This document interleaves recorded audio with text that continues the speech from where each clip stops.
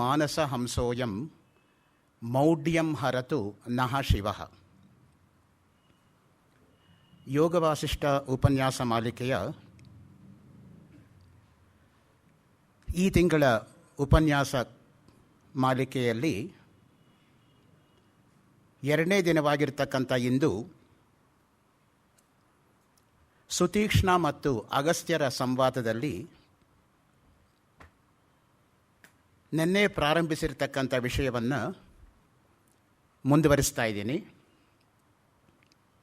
ಈ ಕಾರ್ಯಕ್ರಮದ ಪ್ರಾಯೋಜಕರಾದಂತಹ ಸನ್ಮಾನ್ಯ ಶ್ರೀ ಮಲೇಬೆನ್ನೂರು ನಾಗೇಶಪ್ಪ ಅವರು ಮಲೇಬೆನ್ನೂರಿಂದ ಈ ಕಾರ್ಯಕ್ರಮಕ್ಕೆ ಬಂದಿದ್ದಾರೆ. ಅವರಿಗೆ ನನ್ನ ಕೃತಜ್ಞತೆಗಳನ್ನು ಸಮರ್ಪಿಸ್ತಾ ಇದ್ದೀನಿ.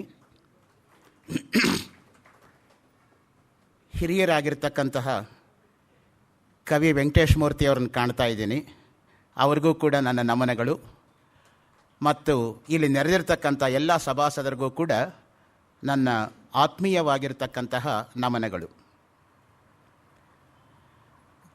ಜ್ಞಾನಕ್ಕೆ ಇರತಕ್ಕಂತಹ 5 ಅಂಗಗಳಲ್ಲಿ 2 ಅಂಗಗಳಾಗಿರ್ತಕ್ಕಂತಹ ಈಶ್ವರಾರ್ಪಣ ಬುದ್ಧಿ ಮತ್ತು ತಪಸ್ಸು ಅದನ್ನು ನಿನ್ನೆ ತಮ್ಮ ಹತ್ರ ಹಂಚಿಕೊಂಡಿದ್ದೀನಿ.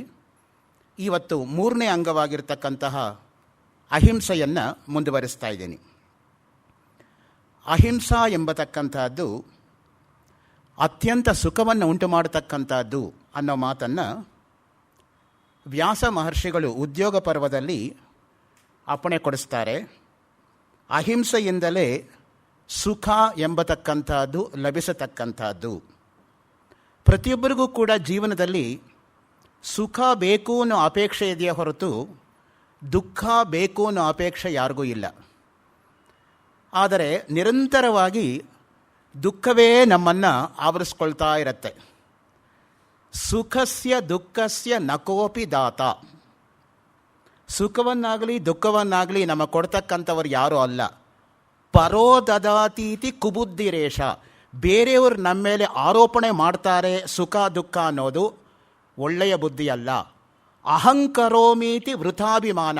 ನಾನೇ ಇದನ್ನೆಲ್ಲ ಮಾಡಿದ್ದು ಅನ್ನೋದು ವ್ಯರ್ಥವಾಗಿರ್ತಕ್ಕಂಥ ಅಭಿಮಾನದ ಮಾತು. ಸ್ವಕರ್ಮ ಸೂತ್ರ ಗ್ರಥಿತೋ ಹಿ ಲೋಕಃ. ನಾವು ಮಾಡಿರ್ತಕ್ಕಂಥ ಕರ್ಮಕ್ಕೆ ಅನುಗುಣವಾಗಿ ಸುಖ ಮತ್ತು ದುಃಖಗಳು ಪ್ರಾಪ್ತವಾಗ್ತಾ ಇರುತ್ತೆ.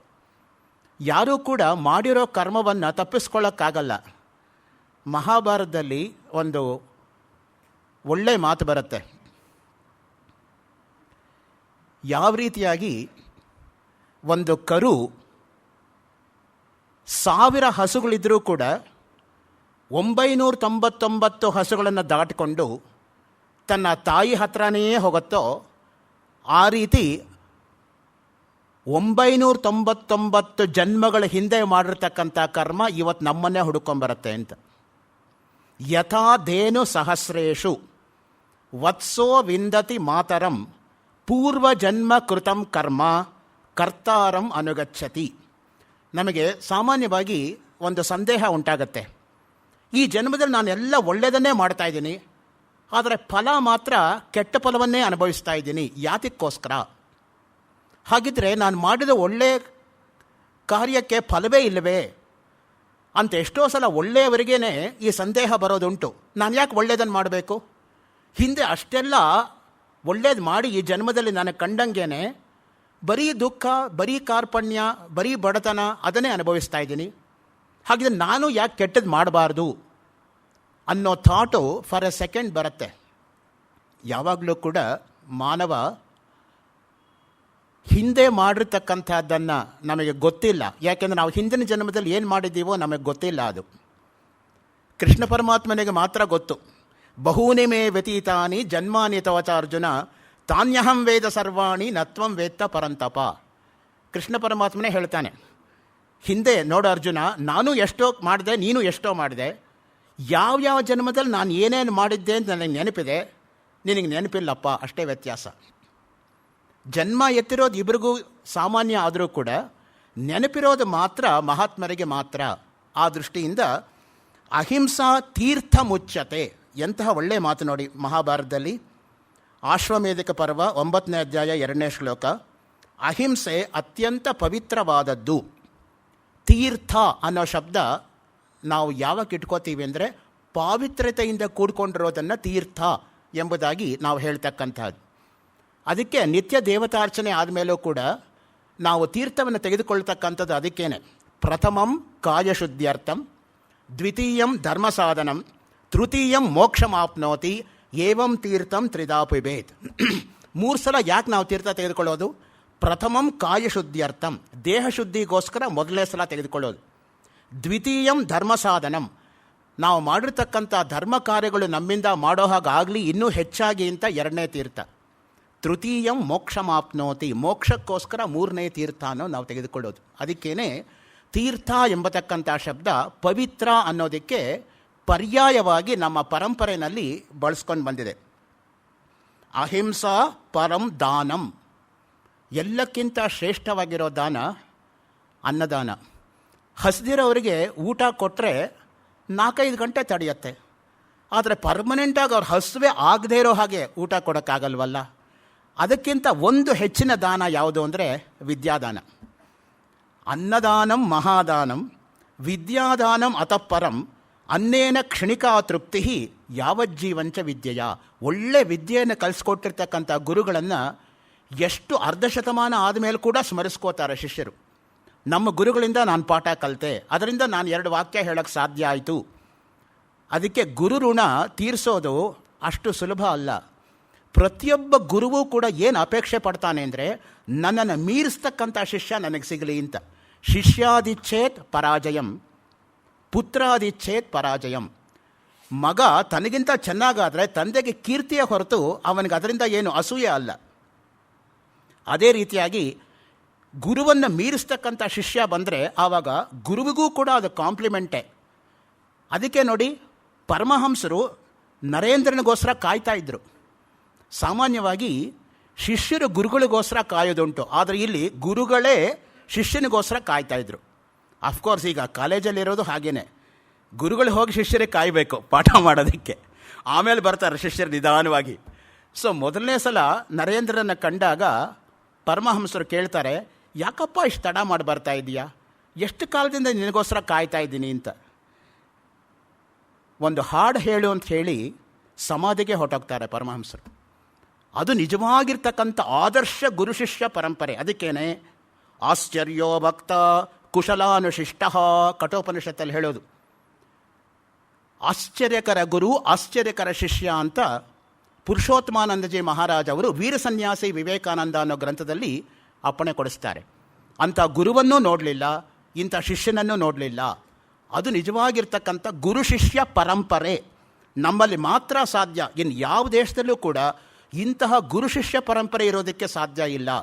ಒಂದು ಕಡೆ ಪರಮಶಿವೇಂದ್ರ ಸರಸ್ವತಿಗಳು, ಸದಾಶಿವ ಬ್ರಹ್ಮೇಂದ್ರರು, ಚಂದ್ರಶೇಖರ ಭಾರತೀ ಮಹಾಸ್ವಾಮಿಗಳು, ಅಭಿನವ ವಿದ್ಯಾತೀರ್ಥರು, ರಮಣ ಮಹರ್ಷಿಗಳು, ಕಾವ್ಯಕಂಠ ಗಣಪತಿ ಮುನಿಗಳು, ರಾಮಕೃಷ್ಣ ಪರಮಹಂಸರು, ವಿವೇಕಾನಂದರು. ಎಂತಹ ಪರಂಪರೆ ನೋಡಿ ಇದು. ಅದಕ್ಕೇನೆ ಪರಂಪರೆಯಿಂದ ಬಂದಿರತಕ್ಕಂಥ ವಿದ್ಯೆ ಯಾವತ್ತೂ ಕೂಡ ಶಾಶ್ವತವಾಗಿ ಉಳಿಯೋದರಿಂದಲೇ ನಮ್ಮಲ್ಲಿ ವೇದ ಎಂಬತಕ್ಕಂಥದ್ದು ಅಪೌರುಷೇಯ, ಯಾವ ಪುರುಷ ನಿರ್ಮಿತವೂ ಅಲ್ಲ.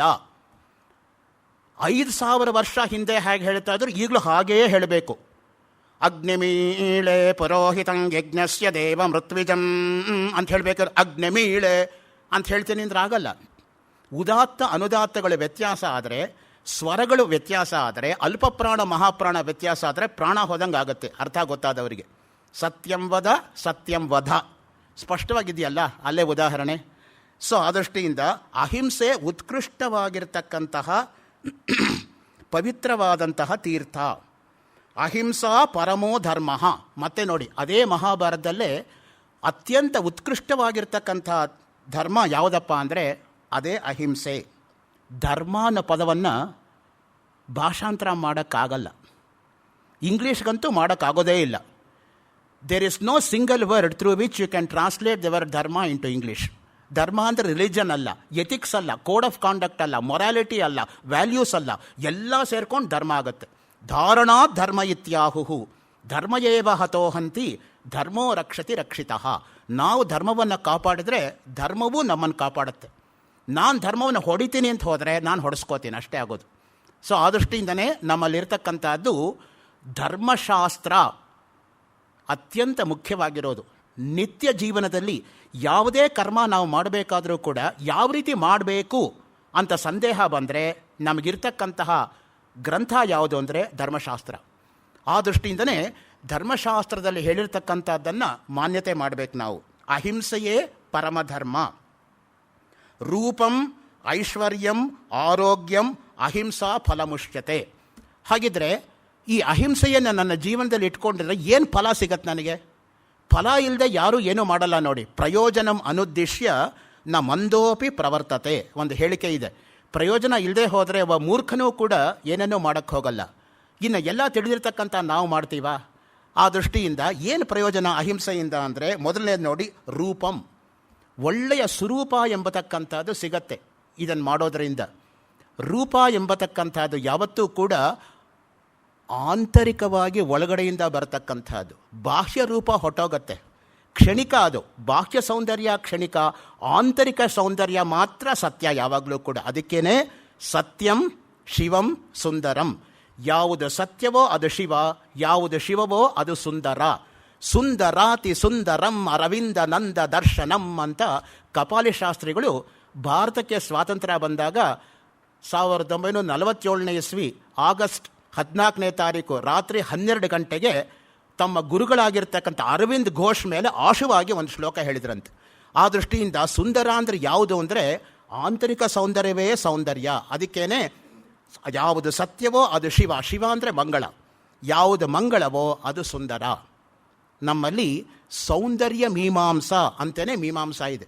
ಯಾವುದಾದ್ರೂ ಒಂದನ್ನು ನಾವು ಯಾವ ರೀತಿಯಾಗಿ ಅದನ್ನು ಅಪ್ರಿಸಿಯೇಟ್ ಮಾಡಬೇಕು ಅಂತ ಹೇಳಿದ್ರೆ ಆ ಸೌಂದರ್ಯ ಪ್ರಜ್ಞೆ ಎಂಬತಕ್ಕಂಥದ್ದು ನಮಗಿರಬೇಕು. ಅದಿಲ್ಲದೆ ಹೋದರೆ ಬರೀ ಬಾಹ್ಯ ಸೌಂದರ್ಯವನ್ನೇ ಶಾಶ್ವತ ಅಂತ ಇಟ್ಕೊಳ್ಳೋದಾದರೆ ನಾವು ಮೋಸ ಹೋಗ್ತೀವಿ. ಅದಕ್ಕಿರ್ತಕ್ಕಂತಹ ಒಳ್ಳೆಯ ಉದಾಹರಣೆ ಅಂದರೆ ಬುದ್ಧನಿಗಿದ್ದಂತಹ ನಂದ ಎಂಬತಕ್ಕಂಥ ಸಹೋದರ. ನಂದ ಒಬ್ಬಳು ಸುಂದರಿಯನ್ನೇ ಲೋಕೋತ್ತರ ಸುಂದರಿ ಅಂತ ಪ್ರೀತಿಸ್ತಾ ಇದ್ದ. ಒಂದು ಸಲ ಬುದ್ಧ ಅವನ ಒಳಗಣ್ಣು ತೆರೆಸಬೇಕು ಅಂತ ವಿಹಾರಕ್ಕೋಸ್ಕರ ಅವನು ಕರ್ಕೊಂಡು ಹೋದ. ಅಲ್ಲಿ ಕೋತಿಗಳು ಒಂದು ಕೊಂಬೆಯಿಂದ ಒಂದು ಕೊಂಬೆಗೆ ನೆಗೀತಾ ಇತ್ತು. ತಮ್ಮ ಅದು ಹೇಗಿದೆ ಅಂತ ಕೇಳಿದ. ಅಯ್ಯೋ ಕೋತಿ ಅಣ್ಣ, ಅದು ಗೊತ್ತಿಲ್ವಾ, ನಡಿಯಪ್ಪ ಮುಂದಕ್ಕೆ. ಇನ್ನೂ ಮುಂದಕ್ಕೆ ಹೋದರೆ ಅಪ್ಸರೆಗಿಂತ ಚೆನ್ನಾಗಿರ್ತಕ್ಕಂಥ ಒಬ್ಬಳು ಹುಡುಗಿನ ತೋರಿಸಿ, ಇವಳು ಹೇಗೆ ಕಾಣ್ತಾಳೆ ನಿನ್ನ ಸುಂದರಿ ಹಿನ್ನೆಲೆಯಲ್ಲಿ ಅಂತ ಕೇಳಿದ. ಅಣ್ಣ, ನೀನು ತೋರಿಸಿರೋ ಸುಂದರಿ ಹಿನ್ನೆಲೆಯಲ್ಲಿ ನನ್ನ ಸುಂದರಿ ಕೋತಿ ಥರ ಇದ್ದಾಳೆ ಅಂತ ಹೇಳಿದ. ಆಯ್ತಲ್ಲಪ್ಪ, ಯಾವಳನ್ನ ಜೀವನದುದ್ದಕ್ಕೂ ಸುಂದರಿ ಅಂತ ನೀನು ಪ್ರೀತಿಸ್ತಾ ಇದೆಯೋ ಅವಳಿಗಿಂತ ಸುಂದರಿ ನೀನು ಕಂಡಾಗ ಅವಳೇ ಕೋತಿ ಥರ ಕಾಣೋಕ್ಕೆ ಶುರುವಾದ್ಲು. ಆದ್ದರಿಂದ all physical beauty is relative, it is not permanent. ಇದಕ್ಕಿಂತ ಅದು ಚೆನ್ನ, ಅದಕ್ಕಿಂತ ಇದು ಚೆನ್ನ ಅಷ್ಟೇ ಹೊರತು ಶಾಶ್ವತ ಸುಖ ಅನ್ನೋದು ಯಾವತ್ತೂ ಕೂಡ ಇರತಕ್ಕಂಥದ್ದು ಒಂದೇ. ಹಾಗೆಯೇ ಆರೋಗ್ಯಂ, ಆರೋಗ್ಯವೂ ಕೂಡ ನಮಗೆ ಈ ಅಹಿಂಸೆಯಿಂದ ದಕ್ಕತ್ತೆ. ಒಳ್ಳೆಯ ಆರೋಗ್ಯ ಇದ್ದರೆ ಮನುಷ್ಯನಿಗೆ ಅದಕ್ಕಿಂತ ಇನ್ನೇನು ಬೇಕು? ಆರೋಗ್ಯವೇ ಭಾಗ್ಯ. ಹಾಗೆಯೇ ಮುಖ್ಯವಾಗಿ ಕರ್ಮಣ ಮನಸ ವಾಚ ಸರ್ವಭೂತೇಷು ಸರ್ವದಾ ಅಕ್ಲೇಶ ಜನನಂ ಪ್ರೋಕ್ತ ಅಹಿಂಸಾ ಪರಮ ಋಷಿಭಿಹಿ.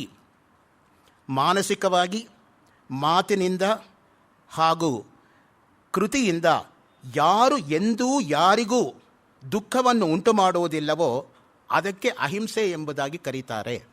ಎಂಥ ಒಳ್ಳೆ ಮಾತು ನೋಡಿ.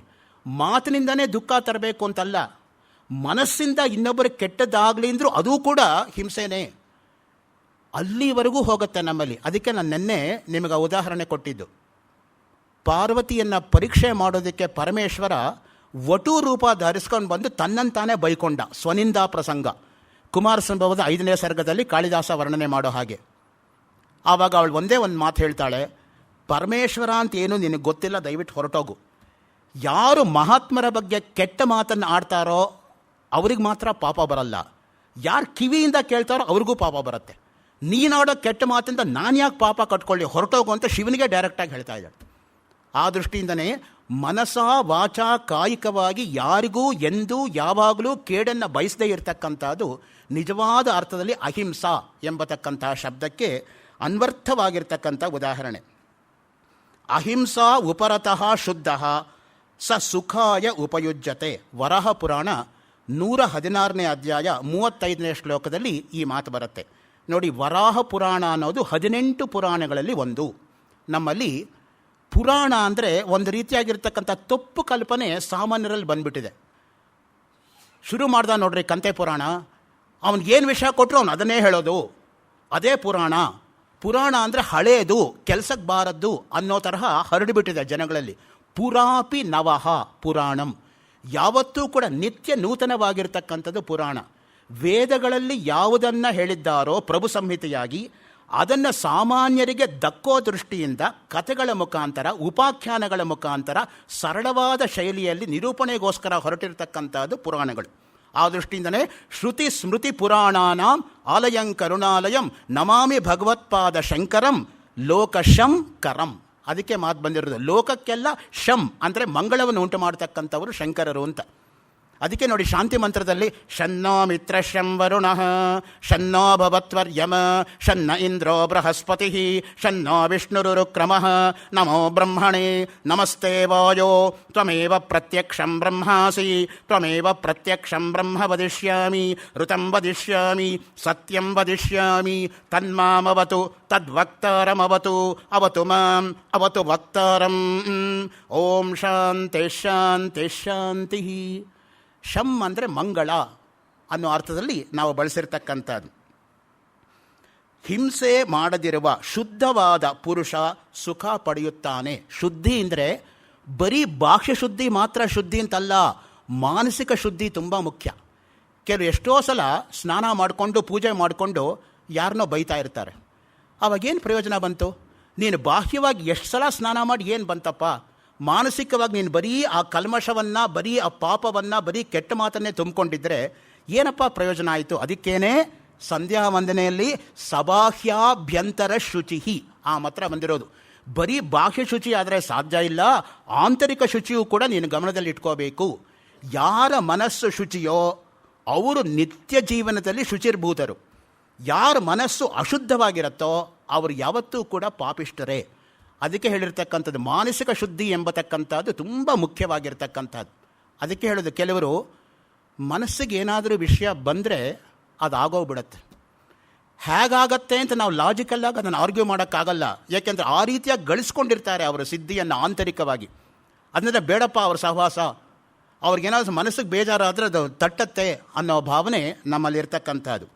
ನೋಡಿ, ಈ ರೀತಿಯಾಗಿ ಈ 18 ಪುರಾಣಗಳು ನಮಗೆ ಎಚ್ಚರಿಕೆಯನ್ನು ಉಂಟು ಮಾಡುತ್ತೆ ಅಹಿಂಸೆ ಬಗ್ಗೆ. 18 ಅನ್ನೋದು ಜಯಸೂಚಕ.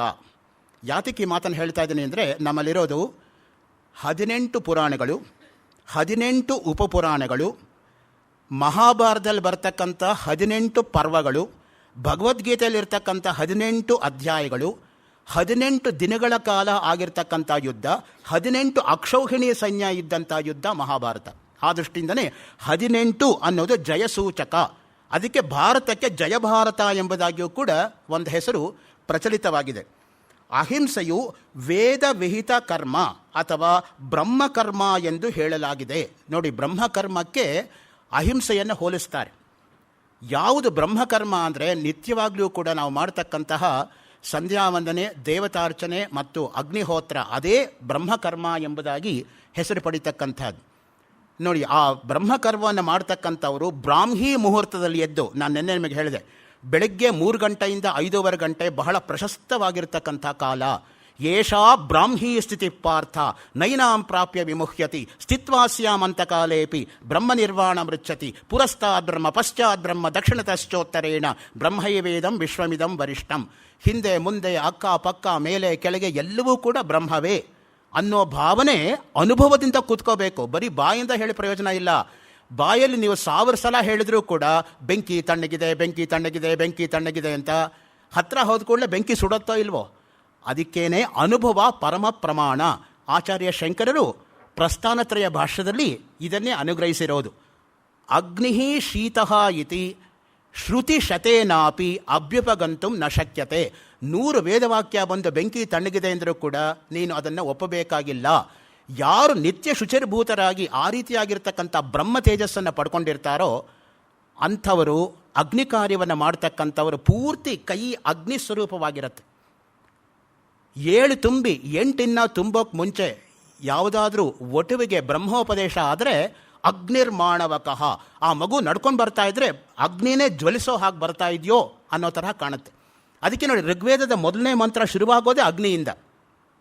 ಅಗ್ನಿಮೀಳೆ ಪುರೋಹಿತಂ ಯಜ್ಞಸ್ಯ ದೇವ ಮೃತ್ವಿಜಂ ಹೋತಾರಂ ರತ್ನಧಾತಮಂ ಅಗ್ನಿಪೂರ್ವೇ ವಿಋಷಿಭಿರೀಢ್ಯೋ ನೂತನೈರುತ ಸದೇವಾಂ ಯೇಹ ವಕ್ಷತಿ ಅಗ್ನಿನಾರಯಮಶ್ನವತ್ಪೌಷಮೇವ ದಿವೇ ದಿವೇ ಯಶಸಂ ವೀರವತ್ತಮಂ ಅಗ್ನೇಯಂ ಯಜ್ಞಮಧ್ವರಂ ವಿಶ್ವತಃ ಪರಿಭೂರಸಿ ಸ ಯದ್ದೇವೇಷು ಗಚ್ಚತಿ ಅಗ್ನಿರ್ಹೋತಾ ಕವಿಕ್ರತುಃ ಸತ್ಯಶ್ಚಿತ್ರಶ್ರವಸ್ತಮಃ ದೇವೋ ದೇವೇ ವಿರಾಗಮತ್ ಯದಂಗದ ಆಶುಷೇ ತ್ವಮಗ್ನೇ ಭದ್ರಂ ಕರಿಷ್ಯಸಿ ತವೇತ್ತತ್ ಸತ್ಯಮಂಗಿರಃ ಉಪತ್ವಾಗ್ನೇ ದಿವೇ ದಿವೇ ದೋಷಾವಸ್ತರ್ಧಿಯ ವಯಂ ನಮೋ ಭರಂತಯೇಮಸಿ ರಾಜಂತಮಧ್ವರಾಣಾಂ ಗೋಪಾಮೃತಸ್ಯ ದೀದಿವಿಂ ವರ್ಧಮಾನಂ ಸ್ವೇದಮೇ ಸನಪ್ಪಿತೆ ವಸೂನವೇಗ್ನೇ ಸೂಪಾಯನೋ ಭವ ಸತಸ್ವಾನ ಸ್ವಸ್ತಯೇ. ಮೊದಲನೇದು ಅಗ್ನಿ ಸೂಕ್ತ, ಋಗ್ವೇದದಲ್ಲಿ ಬರ್ತಕ್ಕಂಥದ್ದು. ಋಗ್ವೇದದ ಮೇಲೆ ಪುಸ್ತಕ ಬರೆದಿರ್ತಕ್ಕಂಥ ವೆಂಕಟೇಶ್ ಮೂರ್ತಿಯವರು ಇದ್ದಾರೆ. ನನ್ನ ಋಗ್ವೇದ CD ರೆಕಾರ್ಡ್ ಮಾಡಿಕೊಟ್ಟಿರ್ತಕ್ಕಂಥ ನಾಗೇಶಪ್ಪನವರು ಇದ್ದಾರೆ ನನ್ನ ಮುಂದೆ. ಸೊ ಈ ದಿನವೇ ನನ್ನ ಸುದಿನ ಅಂತ ನಾನು ಭಾವಿಸ್ಕೋತೀನಿ. ಯಾಕೆಂದರೆ ಏನೋ 8 ವರ್ಷ ಋಗ್ವೇದ ಅಧ್ಯಯನ ಮಾಡಿದ್ದಕ್ಕೂ ಕೂಡ ಸಾರ್ಥಕತೆ ಬಂತು ಅಂತ. ಕರ್ಮಣ ಮನಸಾ ವಾಚ ನ ಹಿಂಸ್ಯಾತ್ ಪರದಾರಕಾನ್ ಜಯಾಖ್ಯ ಸಂಹಿತ ಎಂಬತಕ್ಕಂಥ ಅಪರೂಪವಾಗಿರ್ತಕ್ಕಂಥ ಗ್ರಂಥ ಇಲ್ಲಿ ಬರುತ್ತೆ ನೋಡಿ. ಮಾನಸಿಕವಾಗಿ, ವಾಚಿಕವಾಗಿ, ಕಾಯಿಕವಾಗಿ ಬೇರೆಯವರ ಮಕ್ಕಳನ್ನು ನಿಂದಿಸಬೇಡ. ನನ್ನ ಮಕ್ಕಳ ಬಗ್ಗೆ ನನಗೆ ಕಾಳಜಿ ಇರುತ್ತೆ, ಆದರೆ ಬೇರೆಯವ್ರ ಮಕ್ಕಳು ತಾನೇ. ಅದಕ್ಕೆ ನಾವು ಏನು ಹೇಳ್ತೀವಿ ಕನ್ನಡದಲ್ಲಿ, ಬೇರೆಯವ್ರ ಮಕ್ಕಳನ್ನ ಬಾವಿಗೆ ತಳ್ಳಿ ಆಳ ನೋಡೋದು ಅಂತ. ನನ್ನ ಮಕ್ಕಳ ತರಹನೇ ಬೇರೆಯವ್ರ ಮಕ್ಕಳು ತಾನೇ. ಮಾತೃವತ್ ಪರದಾರೇಶು ಪರದ್ರವ್ಯೇಶು ಲೋಷ್ಟವತ್ ಆತ್ಮವತ್ ಸರ್ವಭೂತೇಶು ಯಹ ಪಶ್ಯತಿ ಸಹ ಪಂಡಿತಃ.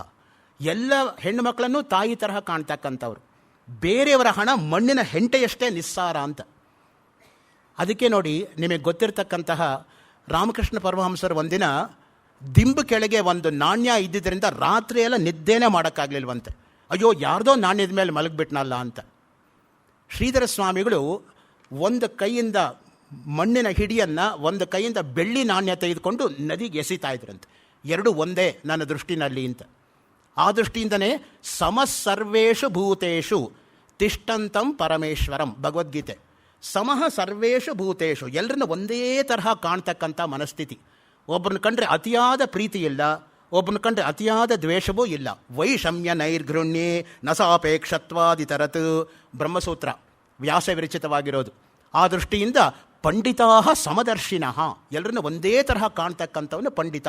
ನಿಜವಾರ್ಥದಲ್ಲಿ ಪಂಡಿತ ಅಂದರೆ ಯಾರು? ಪಂಡ ಆತ್ಮವಿಷಯ ಬುದ್ಧಿ ಯಸ್ಯ, ಶಂಕರ ಭಾಷ್ಯ.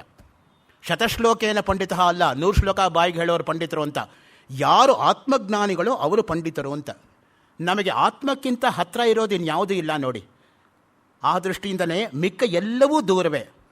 ಅದಕ್ಕೇನೆ ನಾಮಕರಣ ಸಂದರ್ಭದಲ್ಲಿ ಪುರೋಹಿತರು ತಂದೆ ಮಗುವಿಗೆ ಹೇಳಿಸ್ತಕ್ಕಂಥ ಮಂತ್ರದ ಅರ್ಥ ಏನು ಅಂದರೆ, ಅಂಗಾದಂಗಾತ್ ಸಂಭವಸಿ ಅಂಗಾದದಿ ಜಾಯಸೆ ಆತ್ಮ ವೈ ಪುತ್ರ ನಾಮಾಸಿ. ನನ್ನ ದೇಹದಿಂದ ನೀನು ಬೇರೆ ದೇಹ ಇಟ್ಕೊಂಡು ಹೊರಗೆ ಬಂದಿರೋದರಿಂದ ದೇಹದಿಂದ ನಾವಿಬ್ಬರು ಬೇರೆಯೇ ಹೊರತು ನಮ್ಮಿಬ್ಬರ ಒಳಗಡೆ ಇರ್ತಕ್ಕಂಥ ಆತ್ಮವು ಒಂದೇ. ಈ ರೀತಿಯಾಗಿ ಯಾರಾದರೂ ಅರ್ಥ ಹೇಳಿ ಮಾಡಿಸೋ ಹಾಗಿದ್ದರೆ ಯಾತಕ್ಕೆ ನಮಗೆ ಗೌರವ ಬರ್ತಾ ಇರಲಿಲ್ಲ? ಆ ದೃಷ್ಟಿಯಿಂದ ಮಕ್ಕಳನ್ನು ಬೈದು ಏನು ಪ್ರಯೋಜನ ಇಲ್ಲ. ನಾವು ಸರಿಯಾಗಿ ಮಕ್ಕಳಿಗೆ ಕೊಡ್ತಾ ಇದ್ದೀವಾ ಅಂತ ನಾನೇ ಪ್ರಶ್ನೆ ಮಾಡಿಕೊಂಡ್ರೆ ಎಷ್ಟೋ ಸಲ ಇಲ್ಲ ಅಂತಲೇ ಉತ್ತರ ಬರೋದು. ಗೊತ್ತಿಲ್ಲದೆ ಹೋದರೆ ನನಗೆ ಗೊತ್ತಿಲ್ಲಪ್ಪ ತಿಳ್ಕೊಂಡು ಬಂದು ಹೇಳ್ತೀನಿ ಅನ್ನೋದ್ರ ಏನು ಅವಮಾನ. ಯಾರು ಸರ್ವಜ್ಞರಲ್ವಲ್ಲ. ನಹಿ ಸರ್ವಸರ್ವಂ ಜಾನಾತಿ, ಭಗವಂತ ಒಬ್ಬನೇ ಸರ್ವಜ್ಞ. ಏನೋ ಸ್ವಲ್ಪ ಗೊತ್ತಿದೆ, ಅದರಿಂದ ಸ್ವಲ್ಪ ಹೇಳೋಕ್ಕೆ ಪ್ರಯತ್ನ ಪಡ್ತಾ ಇದ್ದೀನಿ ಅಷ್ಟೇ ಹೊರತು ಪ್ರಶ್ನೋಪನಿಷತ್ತಿನ ಗುರು ಆಗಬೇಕೇ ಹೊರತು ಚಾಂದೋಗ್ಯೋಪನಿಷತ್ತಿನ ಶ್ವೇತಕೇತು ಆಗಬಾರ್ದು. ಪ್ರಶ್ನೋಪನಿಷತ್ತಲ್ಲಿ ನೋಡಿ 6 ಜನ ಶಿಷ್ಯರು 6 ಪ್ರಶ್ನೆಗಳನ್ನು ಗುರು ಮುಂದೆ ಇಟ್ಟಾಗ ಗುರು ಎಷ್ಟು ವಿನಯವಾಗಿ ಹೇಳ್ತಾನೆ, ನನಗೆ ಸ್ವಲ್ಪ ಸಮಯ ಕೊಡಿಪ್ಪ, ನಾನು ಯೋಚನೆ ಮಾಡ್ತೀನಿ, ಗೊತ್ತಾದರೆ ಹೇಳ್ತೀನಿ, ಗೊತ್ತಾಗದೆ ಹೋದರೆ ನಾನು ನಿಮ್ಮ ಜೊತೆ ಸೇರ್ಕೋತೀನಿ. 6 ಜನ ಹೋಗೋದ್ರ ಮೇಲೆ 7 ಜನ ನನ್ನ ಗುರುಗಳ ಹತ್ರ ಹೋಗೋಣ, ಅದು ಇರಬೇಕಾಗಿರೋದು. ಅದೇ ಚಾಂದೋಗ್ಯೋಪನಿಷತ್ತಿನ ಶ್ವೇತಕೇತು ಮಹಾ ಅಹಂಕಾರದಿಂದ ಮನೆಗೆ ಬಂದ, ಎಲ್ಲವೂ ನನಗೆ ಗೊತ್ತು ಅಂತ. ತಂದೆ ಒಂದೇ ಒಂದು ಮಾತು ಕೇಳ್ದ, ಯಾವ ಒಂದನ್ನು ಅರಿತರೆ ಎಲ್ಲವೂ ಗೊತ್ತಾದಂತಾಗುತ್ತೋ ನಿನಗೆ ಗೊತ್ತಾ ಅಂತ. ಅವನು ಉತ್ತರ ಕೊಟ್ಟಿದ್ದೇನೋ, ನನ್ನ ಗುರುಗಳಿಗೆ ಗೊತ್ತಿಲ್ಲ ಅಂತ ಹೇಳಿದ. ಎಂಥ ಅಹಂಕಾರದ ಪರಮಾವಧಿ. ನನಗೆ ಗೊತ್ತಿಲ್ಲ ಅಂದರೆ ಪರವಾಗಿಲ್ಲ, ನನ್ನ ಗುರುಗಳಿಗೆ ಗೊತ್ತಿಲ್ಲ ಅಂದರೆ I am the best student. If he has not taught me that means that he himself does not know. ಓಹೋ ಯಾಕೋ ಮಗ ದಾರಿ ತಪ್ಪು ಹೋಗಿದ್ದಾನೆ ಅಂದ್ಬಿಟ್ಟು ತಂದೆ ತತ್ವಮಸಿ ಆ ವಾಕ್ಯಾರ್ಥವನ್ನು ಮಗನಿಗೆ ತೋರಿಸ್ತಾನೆ ನೋಡಿ.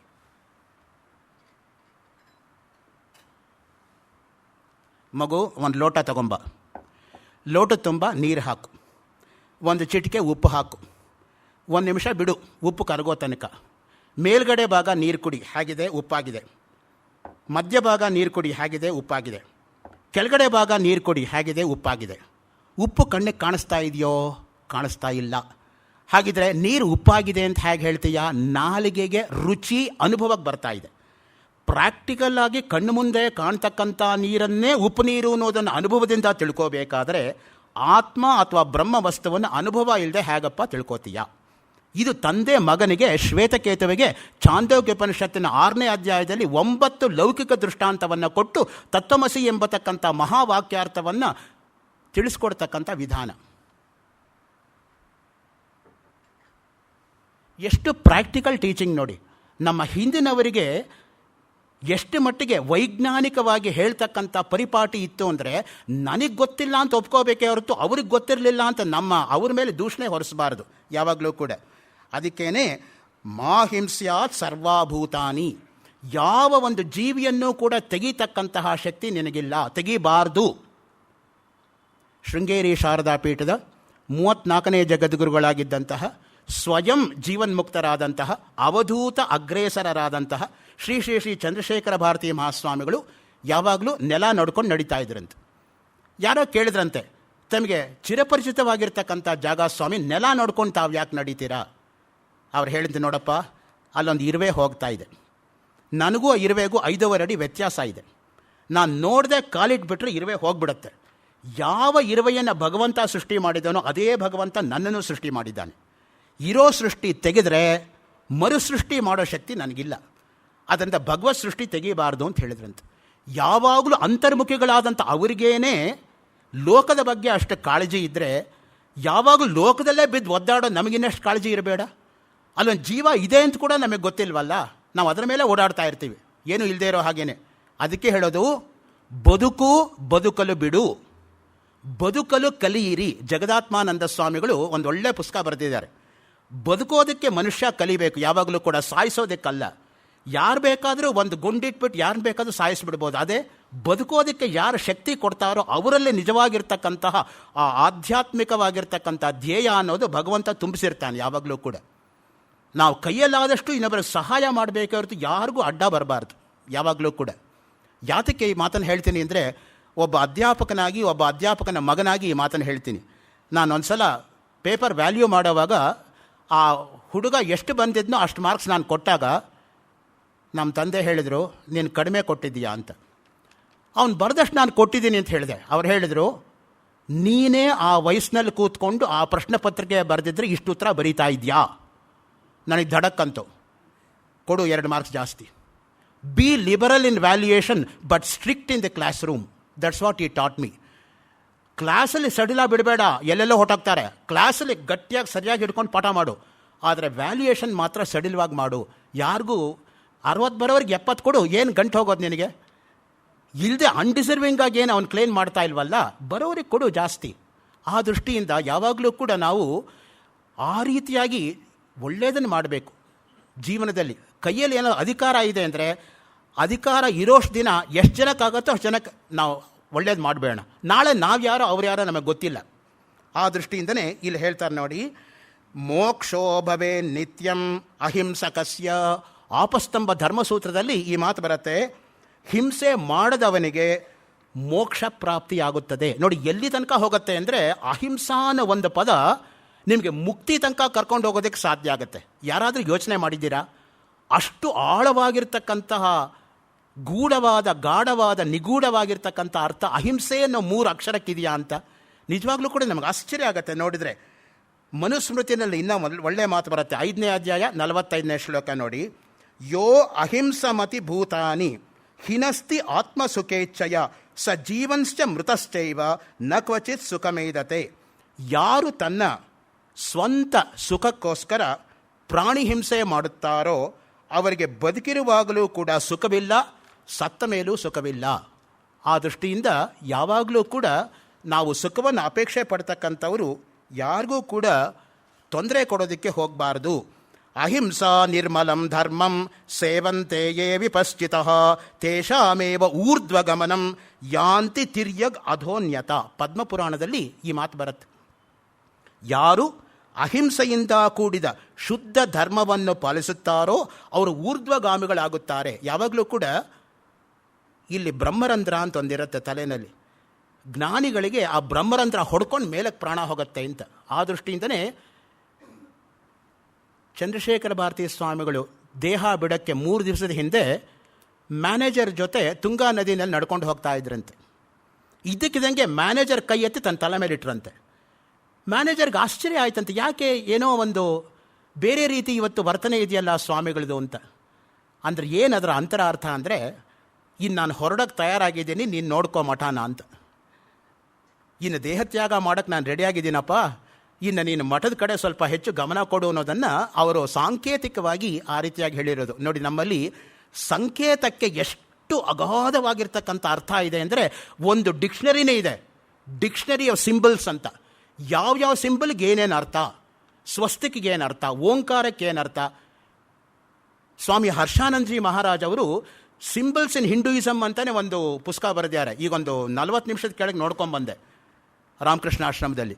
ಯಾವ್ಯಾವ ಸಿಂಬಲ್ಗೆ ಏನೇನು ಅರ್ಥ ಇದೆ, ಯಾವ್ಯಾವ ಸಂಕೇತಕ್ಕೆ ಏನೇನು ಅರ್ಥ ಇದೆ, ಹಾಗೆ ಯಾವ್ಯಾವ ಬಣ್ಣಕ್ಕೆ ಏನೇನು ಅರ್ಥ ಇದೆ ನೋಡಿ. ಅದು ಕೂಡ ಅಗಾಧವಾಗಿರ್ತಕ್ಕಂಥ ಒಂದು ಶಬ್ದ ರಾಶಿ ಆಗತ್ತೆ.